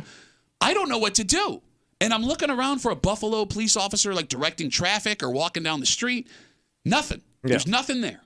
And this guy is getting louder. And every time he's now we're at like the third bang. And every time he does it, he's taking a step closer to my door. And it's really really starting to piss me off. Right. Because you're slapping my car Yes. with all of your fat bald guy money. I'm going to stop the story here. Right. The phone number is 252-WCMF, 252-9263. What do you do there? A car slap? So keep in mind, I can't back out. Yeah. I can't go forward. I'm blocking the sidewalk. I'm a foot out in traffic. I'm trying to remedy the situation. I don't know how. And this man is slapping my car, screaming at me to get out of the car. What do you do? Well, you can't back up, right? Nope, I'm stuck. You can't pull forward. No, the gate won't come up. So he would have to back up for you to back up? That would have been a very easy thing to do. Well, actually, no, because he had people behind him, so he couldn't back up either. So you couldn't move, even if you wanted to move. I got nowhere to go. All right. I got nowhere to go. So did you get out of the car? I asked you what you would do. Don't get out of the car. Okay, so you're going to sit there. They tell you don't get out of the car. No, I understand. They say a lot of things, Tommy. Yeah. They But the being thing is- like the police department No. But those when- days. Yeah, well, it's amazing how, like, some days you're like, I always listen to the police department. Other I always days listen to you're the police like, department. I steal everything, and yes, I'll buy a stolen television. That's a tough spot, though, because you can't drive off. You're stuck. stuck. So whether or not you get out of the car, you're stuck face to face with this person potentially. So I guess you put the window down and you talk to the guy? Okay, Kimmy, what would you Now do he's real slapping quick? your face while you're talking? I would be way Hey. too scared to get out of the car. Okay, so neither of you are You getting don't know out what of the this guy's got on him. Look, I'm with you 100%. I mean, I'm- he's already nutty enough to start beating, just walking up calmly and trying to figure this out. Yep. He's already pissed off at a situation he only half understands. Yeah, I know. I know. Look, I'm with So you 100%. you're already dealing with a hothead. Yes, you're right. But I got nowhere to go. That's and a this, buffalo hothead. and this man is slowly inching his way towards my door, All right. slapping my car. What so do you do? I made my decision, and I will say up front, the decision I made may have been pushed by my frustration with what was going on. I got out of the car. Okay, should have Now- done that. Now, here's the thing. I don't know what this guy wants. He is assaulting my Yeah, car. it could be Tire Iron Tony over here. No, I did check his hands, but I was nervous about pockets. You don't know what it's in a man's Yeah. pocket. You got it. So I get out of my car, and I stand up. Right. So I was wearing a hoodie under my Dylan Cousins Sabre sweater. Right. I don't know if that made me look bigger and more intimidating. Well, you said he was about my height. I would guess he was 5'5", 5'6". Right. Fat, big old gut, So he's big a old pipsqueak. bald head. He's a fat pipsqueak. You know what he looks like? And this is, I'm sorry, but growing up in Gates, it's everyone's dad in 2000, Okay. right? A squatty body. Yeah, they might have a bench that they only do arms with in the garage, Right. but he's that guy. So I get out of the car, and all 6'3" of me is standing there, and look, I can only imagine that I looked furious. Yeah. Nostrils flaring, beard glazing in the sun. And I didn't say anything. Yeah. I just stood there. Right. And we made eye contact. And this guy, like it's a cartoon, like gives me the quick up and down, backs up facing me, and tries to get into his car. It's in the street. So we have neutralized the situation. Thank God, I don't want to fight this man in a parking lot. Yeah. But the funniest part, What?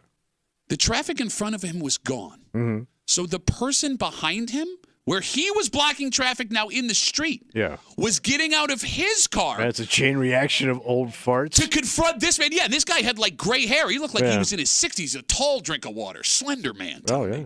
So he's about to get in this guy's A face. real Clint Eastwood type. Short, fat guy gets back in his car, Yeah. and thank God he took off, and that was the end of it. Now, here's the thing. Right.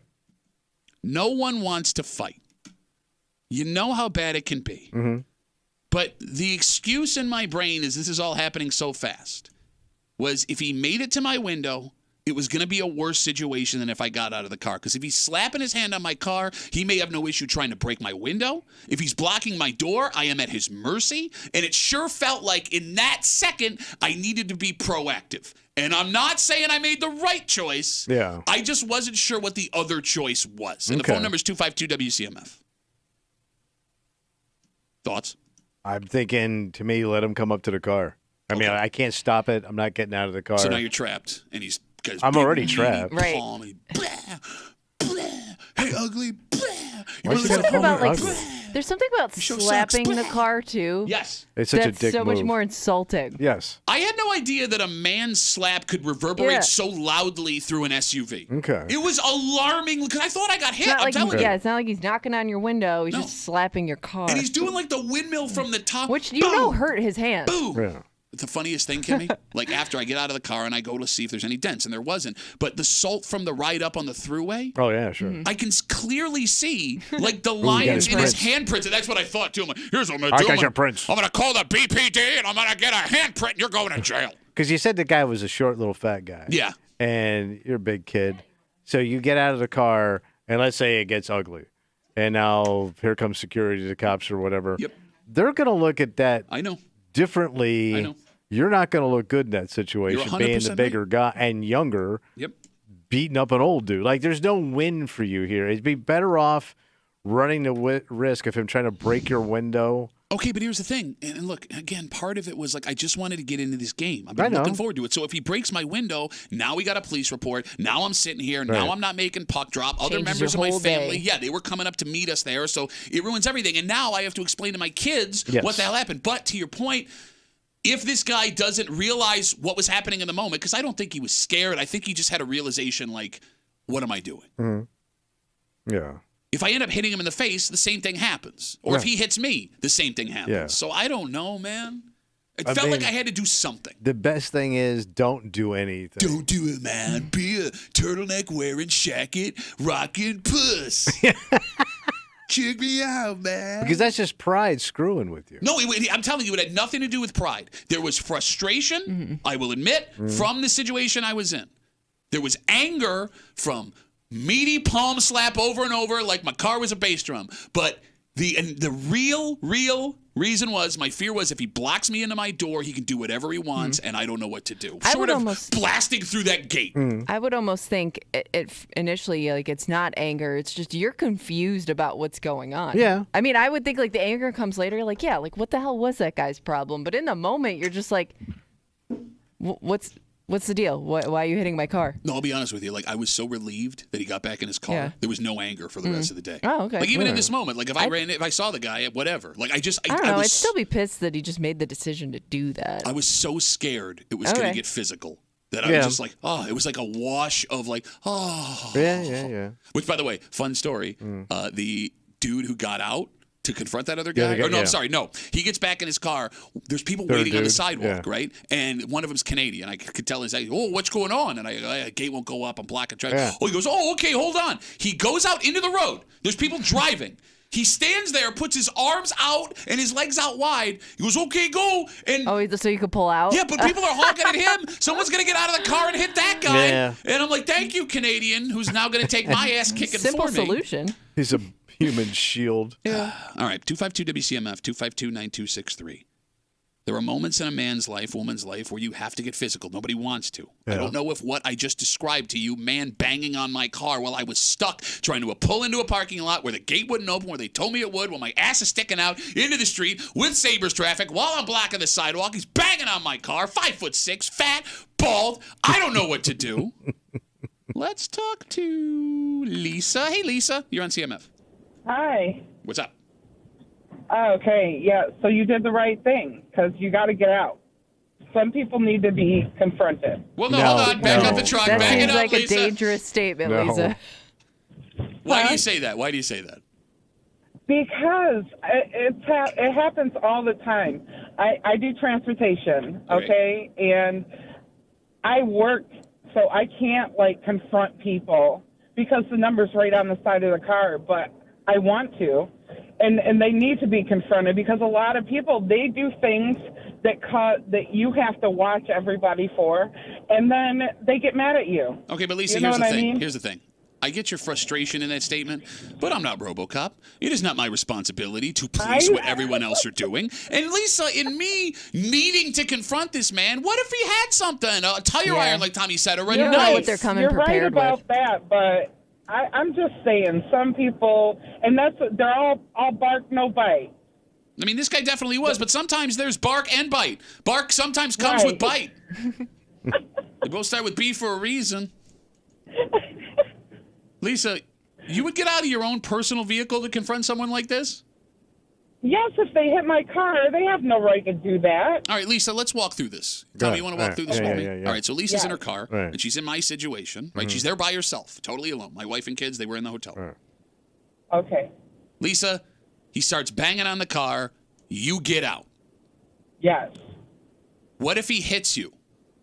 Like physically hits her. Yeah. I'm hitting him back. I have 5 brothers. I'm hitting him back, and I'm the Are they in the car one. with you?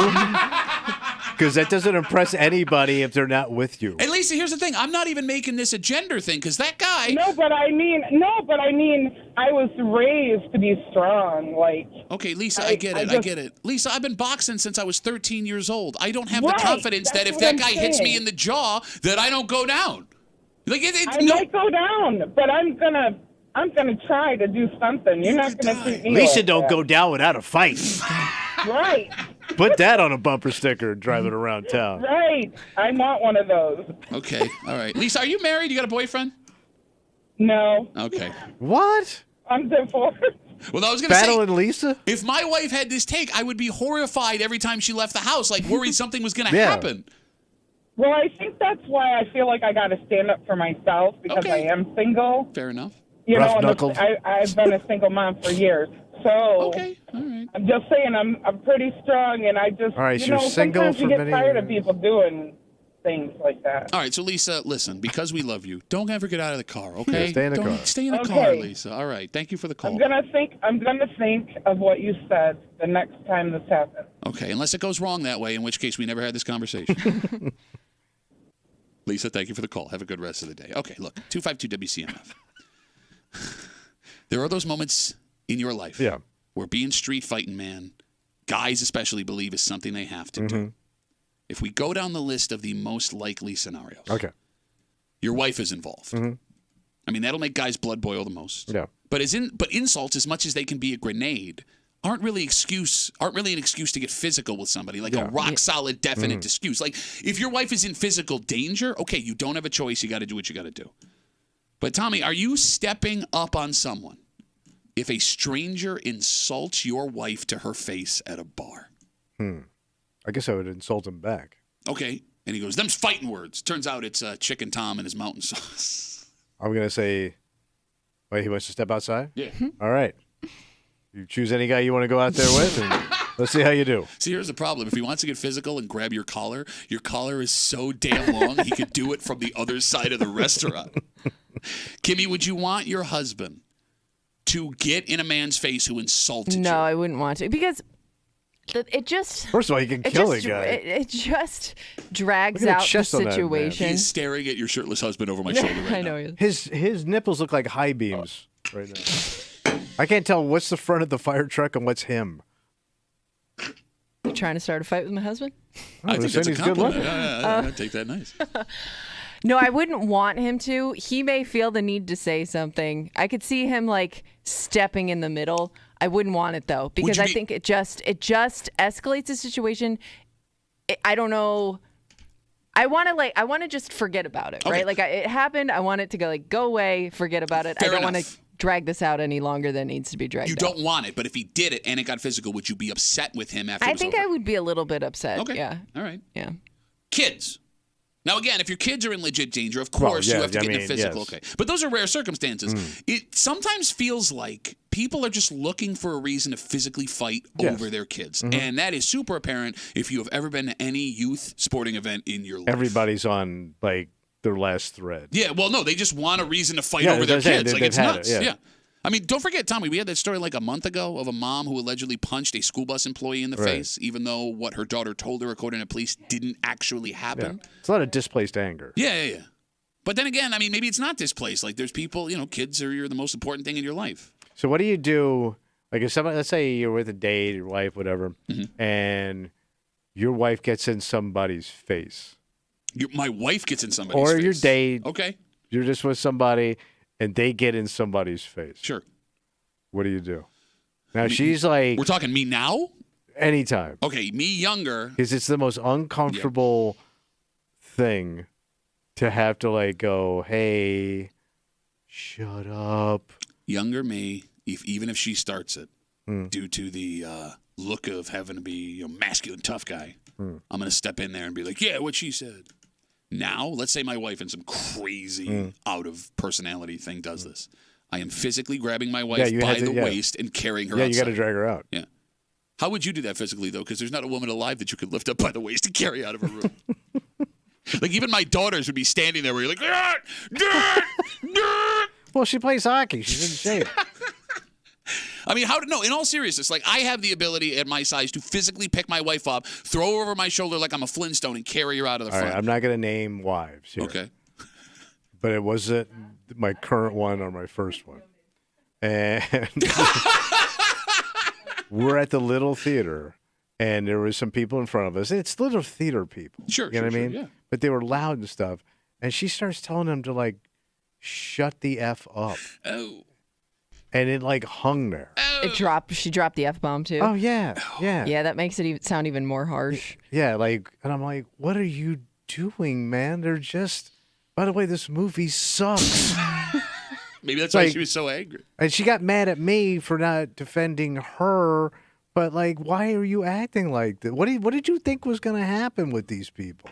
Not that they were violent, but it was just such an awkward moment, and people heard it. Because, you know, it's at that quiet theater, but it just stuck out. No, you're right. And, like, to your point, we got Facebook messages coming in. You can always get us at WCMF for the Break Room Facebook page Saturday. Won tickets to a Sabres game.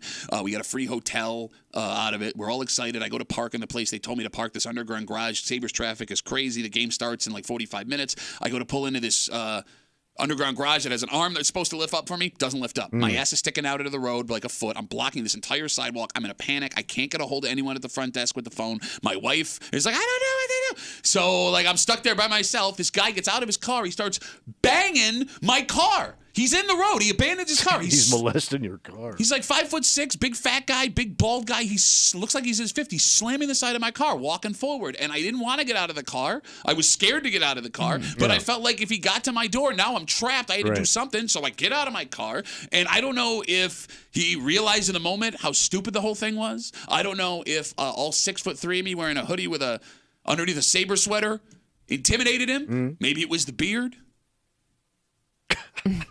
But he got back in his car and he drove away. Right. And we're talking about the moments you feel like you have to fight. To that point that you made a second ago, Facebook messages are coming in. This comes in from Ron. Ron writes us, Duffy, you did the right thing in a bad situation. You didn't throw the first punch, and you did everything you could to defuse it. I guess I didn't do that. But he says, you should never let size or age dictate who can and can't fight. There are guys that have boxed into their 90s that could kick your ass. There are 20-year-old muscle-bound guys that'll go down with one punch. I agree with them 100%. Okay, but we don't need to test those. No, I agree with you. No, that's why I don't want any part of it. Hey, you 90-year-old, you think you're a good weightlifter?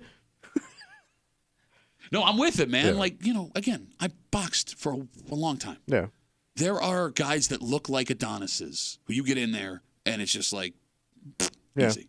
And there are dudes who are fat and they're breathing heavy, some of them in their 50s and 60s, that I will not get in that room. You're out cold. Like, okay, my boxing coach, the guy I've had since I was 13 years old, his name is Dom. He is, I'm not exaggerating, 5'3". He is in his 60s. This man has been boxing ever since he was 12 years old. Yeah. I'm not afraid of a lot of men. I am afraid of that man. And he's the kindest, gentlest human being. If he wanted to, he can hurt me in ways just with his hands that I cannot describe. When's he going to start? At his age right now. What's his fee? Let's take one more call, 252-WCMF. Ben's got the last word on CMF. Hey, Ben, what's going on, buddy? Not much. How you guys doing? Good, man. Hear from you. So, I mean, with the few jobs that I've had, I've dealt with these people that get irate over nothing. The key thing that you got to do is just keep your calm, keep a level head, and just talk to them as if, you know, we're talking right now. That's literally it. I mean, look, I don't know. I want to say that was my plan. Kill him with friendliness, I guess. Yeah, just explain what's going on. It's like, I was told to come to this gate. The gate's not opening. I'm sorry. Well, they are expecting you to get out of your car. That's literally it. Brilliant dialogue. I would think that person's expecting you to get out and put up a fight, and when you don't, I wonder if that, you know, really throws them off. And that's the thing. Maybe if that situation presented itself, Ben, that would have been the way to do it. But I'll be honest with you, I didn't have a plan to get out and throw a punch, but I didn't have a plan to get out and be nice. I wasn't going to be Patrick Swayze, where I was going to be nice until it wasn't time to be nice. Okay. Roadhouse. Oh, Roadhouse. Roadhouse. Yeah, that movie sucked. That movie sucked. What the hell? What? Did they just come out with another version of that? Hold on, stop, Kimmy. I'm sorry, I don't mean to cut. Did you just say Roadhouse sucks? Yes, I watched that like a week ago. It was so dumb. First of all, how bad was your week going? Yeah, why did you just watch it a week ago? Settle down, watch some Ben Gazzara. No, I wanted to watch it because I saw the preview for the new one. Okay. But that's the only reason I watched it. Right, so you can't get porn on your phone? No, what do you think he was watching Roadhouse for? Ben, I'm so mad at you. I'm so mad at you. We're not hurting your tongue today, and I want you to go. Can I? I got a story I got to share real quick. So I had a similar situation, and so it's down in Canandaigua. I'll try and keep this as short as possible. Yeah, no, it's okay. We're just doing a radio show, Ben. So the dude in front of me, he cut me off because he was in the turn lane, and then got in front of me, and I gave him the bird, and so he jumped out, and then I realized he was a firefighter, so I didn't do anything. Because of when the cops show up, they're gonna see that I beat the crap out of some 60-year-old firefighter. Assuming a lot there, Ben. Assuming a lot. And by the way, lead with the story next time, you idiot. The actual story that would relate. Ben, I'm letting you go. Have a good rest of the day. I wanted to beat him up, but I didn't. I'm less angry about that story than I am the Roadhouse take. There's not a 60-year-old firefighter alive that wouldn't kick Ben's ass hard. Oh. All right, we are super late. And folks have been waiting. We have tickets to go see Journey. Yeah. February 22nd at the Blue Cross Arena, courtesy of Bowery Presents. These tickets are 5 rows from the stage. 5th row tickets to go see Journey. Tickets are on sale right now at Ticketmaster.com. The phone number is 252-WCMF, 252-9263. We'll take the 8th caller. You have a 5th row pair of tickets to see Journey February 22nd at the Blue Cross Arena. Tomorrow we're doing it again. Okay. And we got 4th row tickets. Wow. Wednesday, we're doing it again. And we got 3rd row tickets. Well, there's a trend here. Thursday, we're doing it again. We got 2nd row tickets. Well, because we're no. There's one more row. Well, Friday. There's one more row. No. Stay ready so you don't got to get ready. Never let them know what your next move is. Hence this break. Oh. Thursday, 2nd and 1st row. It's a twofer. It's a twofer. On ticket. a Thursday. It's a ticket twofer. Thursday. All right, 252-WCMF. We'll take the 8th caller, 5th row tickets. Best of luck from your friends here in the break room on CMF. This is a genius move if it works, and it makes him the biggest piece of crap teacher you've ever seen in your life. Can't wait to hear. Next to the break room on CMF.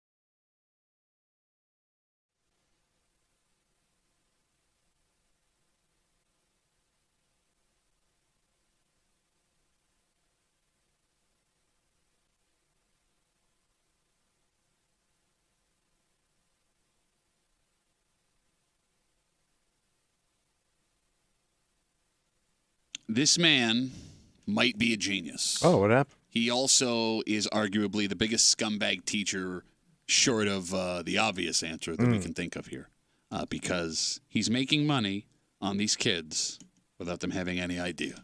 Really? You hanging out in the break room, Rochester's Classic Rock, 96.5 WCMF. We have our winner for the fifth row Journey tickets. Kimmy, who's going to the show? Carrie. Carrie. Tomorrow, Yeah. fourth row. And tell you what, we'll do it in the 7 o'clock hour just so you can set your alarm. So be ready. Fourth row tickets in the 7 o'clock hour to go see Journey at the Blue Cross Arena with your friends tomorrow here in the break room on CMF. So this story is happening just north of us in Canada. Some middle school students, as they will do, decided to Google the name of their art teacher. Oh, okay. I'm sure they were Googling everyone's name. You're looking for some kind of dirt or personal information. But what they discovered was not that. What's that? They discovered a website where their art school teacher was selling their projects. Wait, the kids' project? For like a profit. Okay. Who's buying them? Apparently, some of the work had been listed for over $100 on 4 different sites. These kids are missing out. So fellow classmates had drawings they made put on T-shirts that were selling for $55, coffee mugs for $41, even iPhone cases for $35 a pop. Nobody outside of the art teacher had any idea, and parents are pissed. I'm extremely disgusted with this person. Unbelievable. Is this the teacher asking for certain type of projects to be done to be able to, sell them? This is something that they did, that they put their heart and their soul in the artwork. They get an A, a B, a C, or a D on it, but he's getting $118 in his pocket. So to be clear, none of this money went to the kids. Okay. The kids and the parents It's pure profit on this guy. Yes, and they were completely unaware that he was selling these things for a profit. But is it illegal? It is. I'm sorry, Was he passing it off as like fine art, or was he passing it off as kids' projects? He wasn't really doing anything. Now, if you look at it, it just looks like standard middle school art projects. But I guess you can, if you wanted to play it up a little bit and argue it's abstract art. And you heard one of the parents say, he's assigning projects based on profit. What he needs. So it sounds like he was. He had the kids do a... Well, he did phone covers and stuff like that. Well, no. He was just taking the art and putting it on it. Yeah. But some of the things that they did were paintings of the city of Montreal. You know what I mean? Like the skyline. Okay. And he would take that and sell it online. Tommy, is this guy a genius or a monster? He is a genius monster scumbag. And I don't know why it's illegal. Okay, so here's why. You turn it in to be graded. No. They own it. Yeah, it's their image. It's their creation. Yes, kids have a right to their work. So they talked to the person who did this story, talked to a few lawyers who said these kids, despite the fact that they're 10, 11, 12 years old, own their work just like any adult. So this is a legal thing that is written in because I figured once I turn it in as a project, the school has it now because sometimes they display that at the school. And stuff. But you're not profiting from it. You're not making money. Yeah, true. So it would be like if a 12-year-old kid wrote a rock song, right? And I don't know, the Stones heard it. And I like that. Oh, that's a lot. And they started performing it, recorded it. Here's our new song written by little Jimmy. It goes something like this: milk, milk, lemonade. Round the corner, the fudge is made. If they were to record it, sell it, and not give him any profit, it would be the same kind of thing. Now, we're not talking Stones money here, and we don't even know how much this guy sold. But what a nice little scamola. Well, bro, but you're ripping these kids off. The little chums are killing themselves, and you're making them money. It's like a sweatshop. Don't you wonder how he discovered it was worth something? Because yeah. At some point, you had to, put a price on it. I would think maybe you sold one thing and thought, damn, there's a business plan here. Unless he saw other things selling that looked similar to what students were doing. Yeah, I got crap that good. So, what is interesting about this story to me, with this art teacher in Canada selling unknowingly his students' artwork, they had no idea, 12, 13 years old, online. A simple Google search blew him in. Yeah. It was just a matter of time before somebody figured out what he was doing. He didn't think of that, yeah. By the way, they reached out to him for comment in this story. No comment. Oh, really? No comment. You're going to lose your job. Yeah, can't really explain yourself. Yeah. Over maybe a couple $100? Because I can't imagine this kid's artwork was selling well. So let me ask you, let's say this happened to one of your daughters, right? Yeah. But you find out that somebody paid $1,000 for something she did. Okay. Would you be pissed? Or start to think like, because without that, like maybe she's got some talent here. Okay. Like you might have found out it's in a roundabout way. Like, damn. I would be proud first. You're right. I would be proud But first. you would never know this unless this scumbag put it out there for sale. You're right. But I would still be livid with this guy. What if he gave you $500? No, give me all of it. It's her art, you idiot. Already spent it. No. What? Then I'm calling the police? I got a meth problem. And you're teaching my kid? Now we got a bigger problem here. I'm an art student teacher guy. I'm the cool meth teacher. He's so high on meth, he doesn't even know what he is.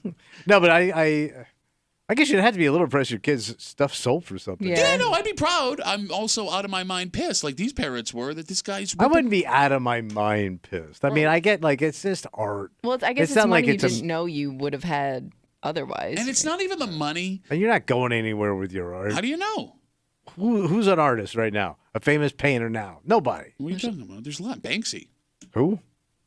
How do you ask me a question? I give you a right answer. Banksy? You go, Banksy. He's an alternative artist. Oh, I get it. It's like, yeah, mystery. It's Nobody's like, ever seen him. It's like crap art, street art. Yeah, some of it. Yeah, junk.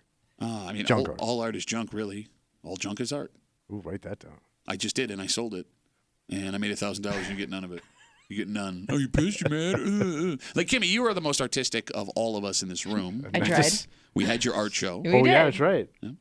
If you found out in middle school this was happening, would you be proud or would you be upset?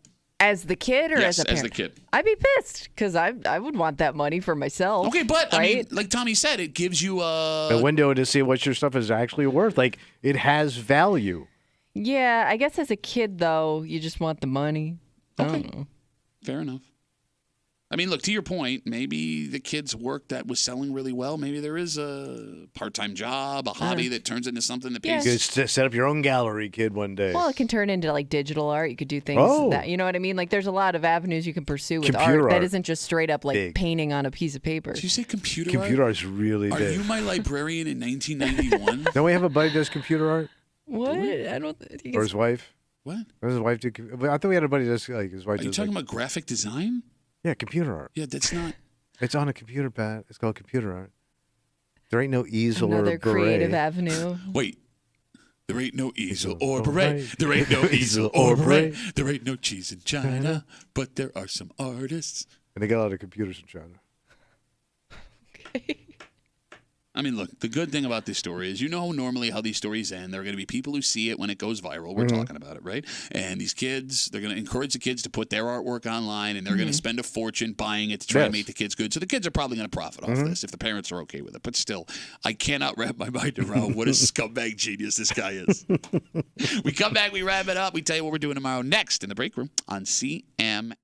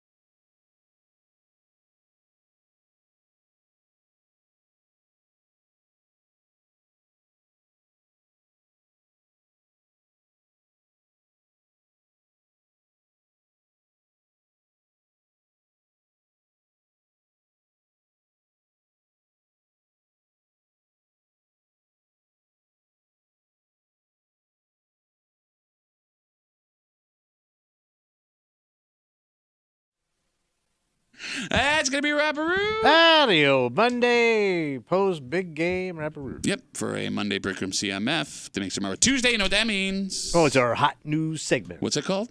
Where's Kimmy bitching in the hood? That's right. No. Kimmy's got her post from the neighborhood app. She's going to remove street names, town references, everyone that can hear us when she reads it. We're going to listen. You have to listen. For clues and nuances, because everyone that can hear us knows every little stereotype and clue about every neighborhood, town, village in the greater Rochester area. We're going to figure out where they whine in. We're going to do it just after 9 o'clock tomorrow in the break room on CMF. Also, in the 7 o'clock hour tomorrow, we gave away our 5th row pair of tickets to see Journey at the Blue Cross Arena. Tomorrow, we got 4th row. Nice. And we're going to give them away in the 7 o'clock hour. So set your phone alarm right now.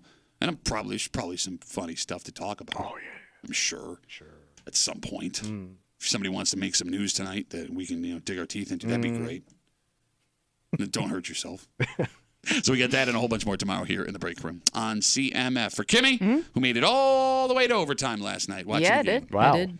For Tommy, who made it all the way to the middle of the second quarter last night. What time did you go to bed? I went right after the beginning of the third quarter. You didn't watch the whole Super Bowl, you bitch. How you can never say, I'm a football fan too, guys.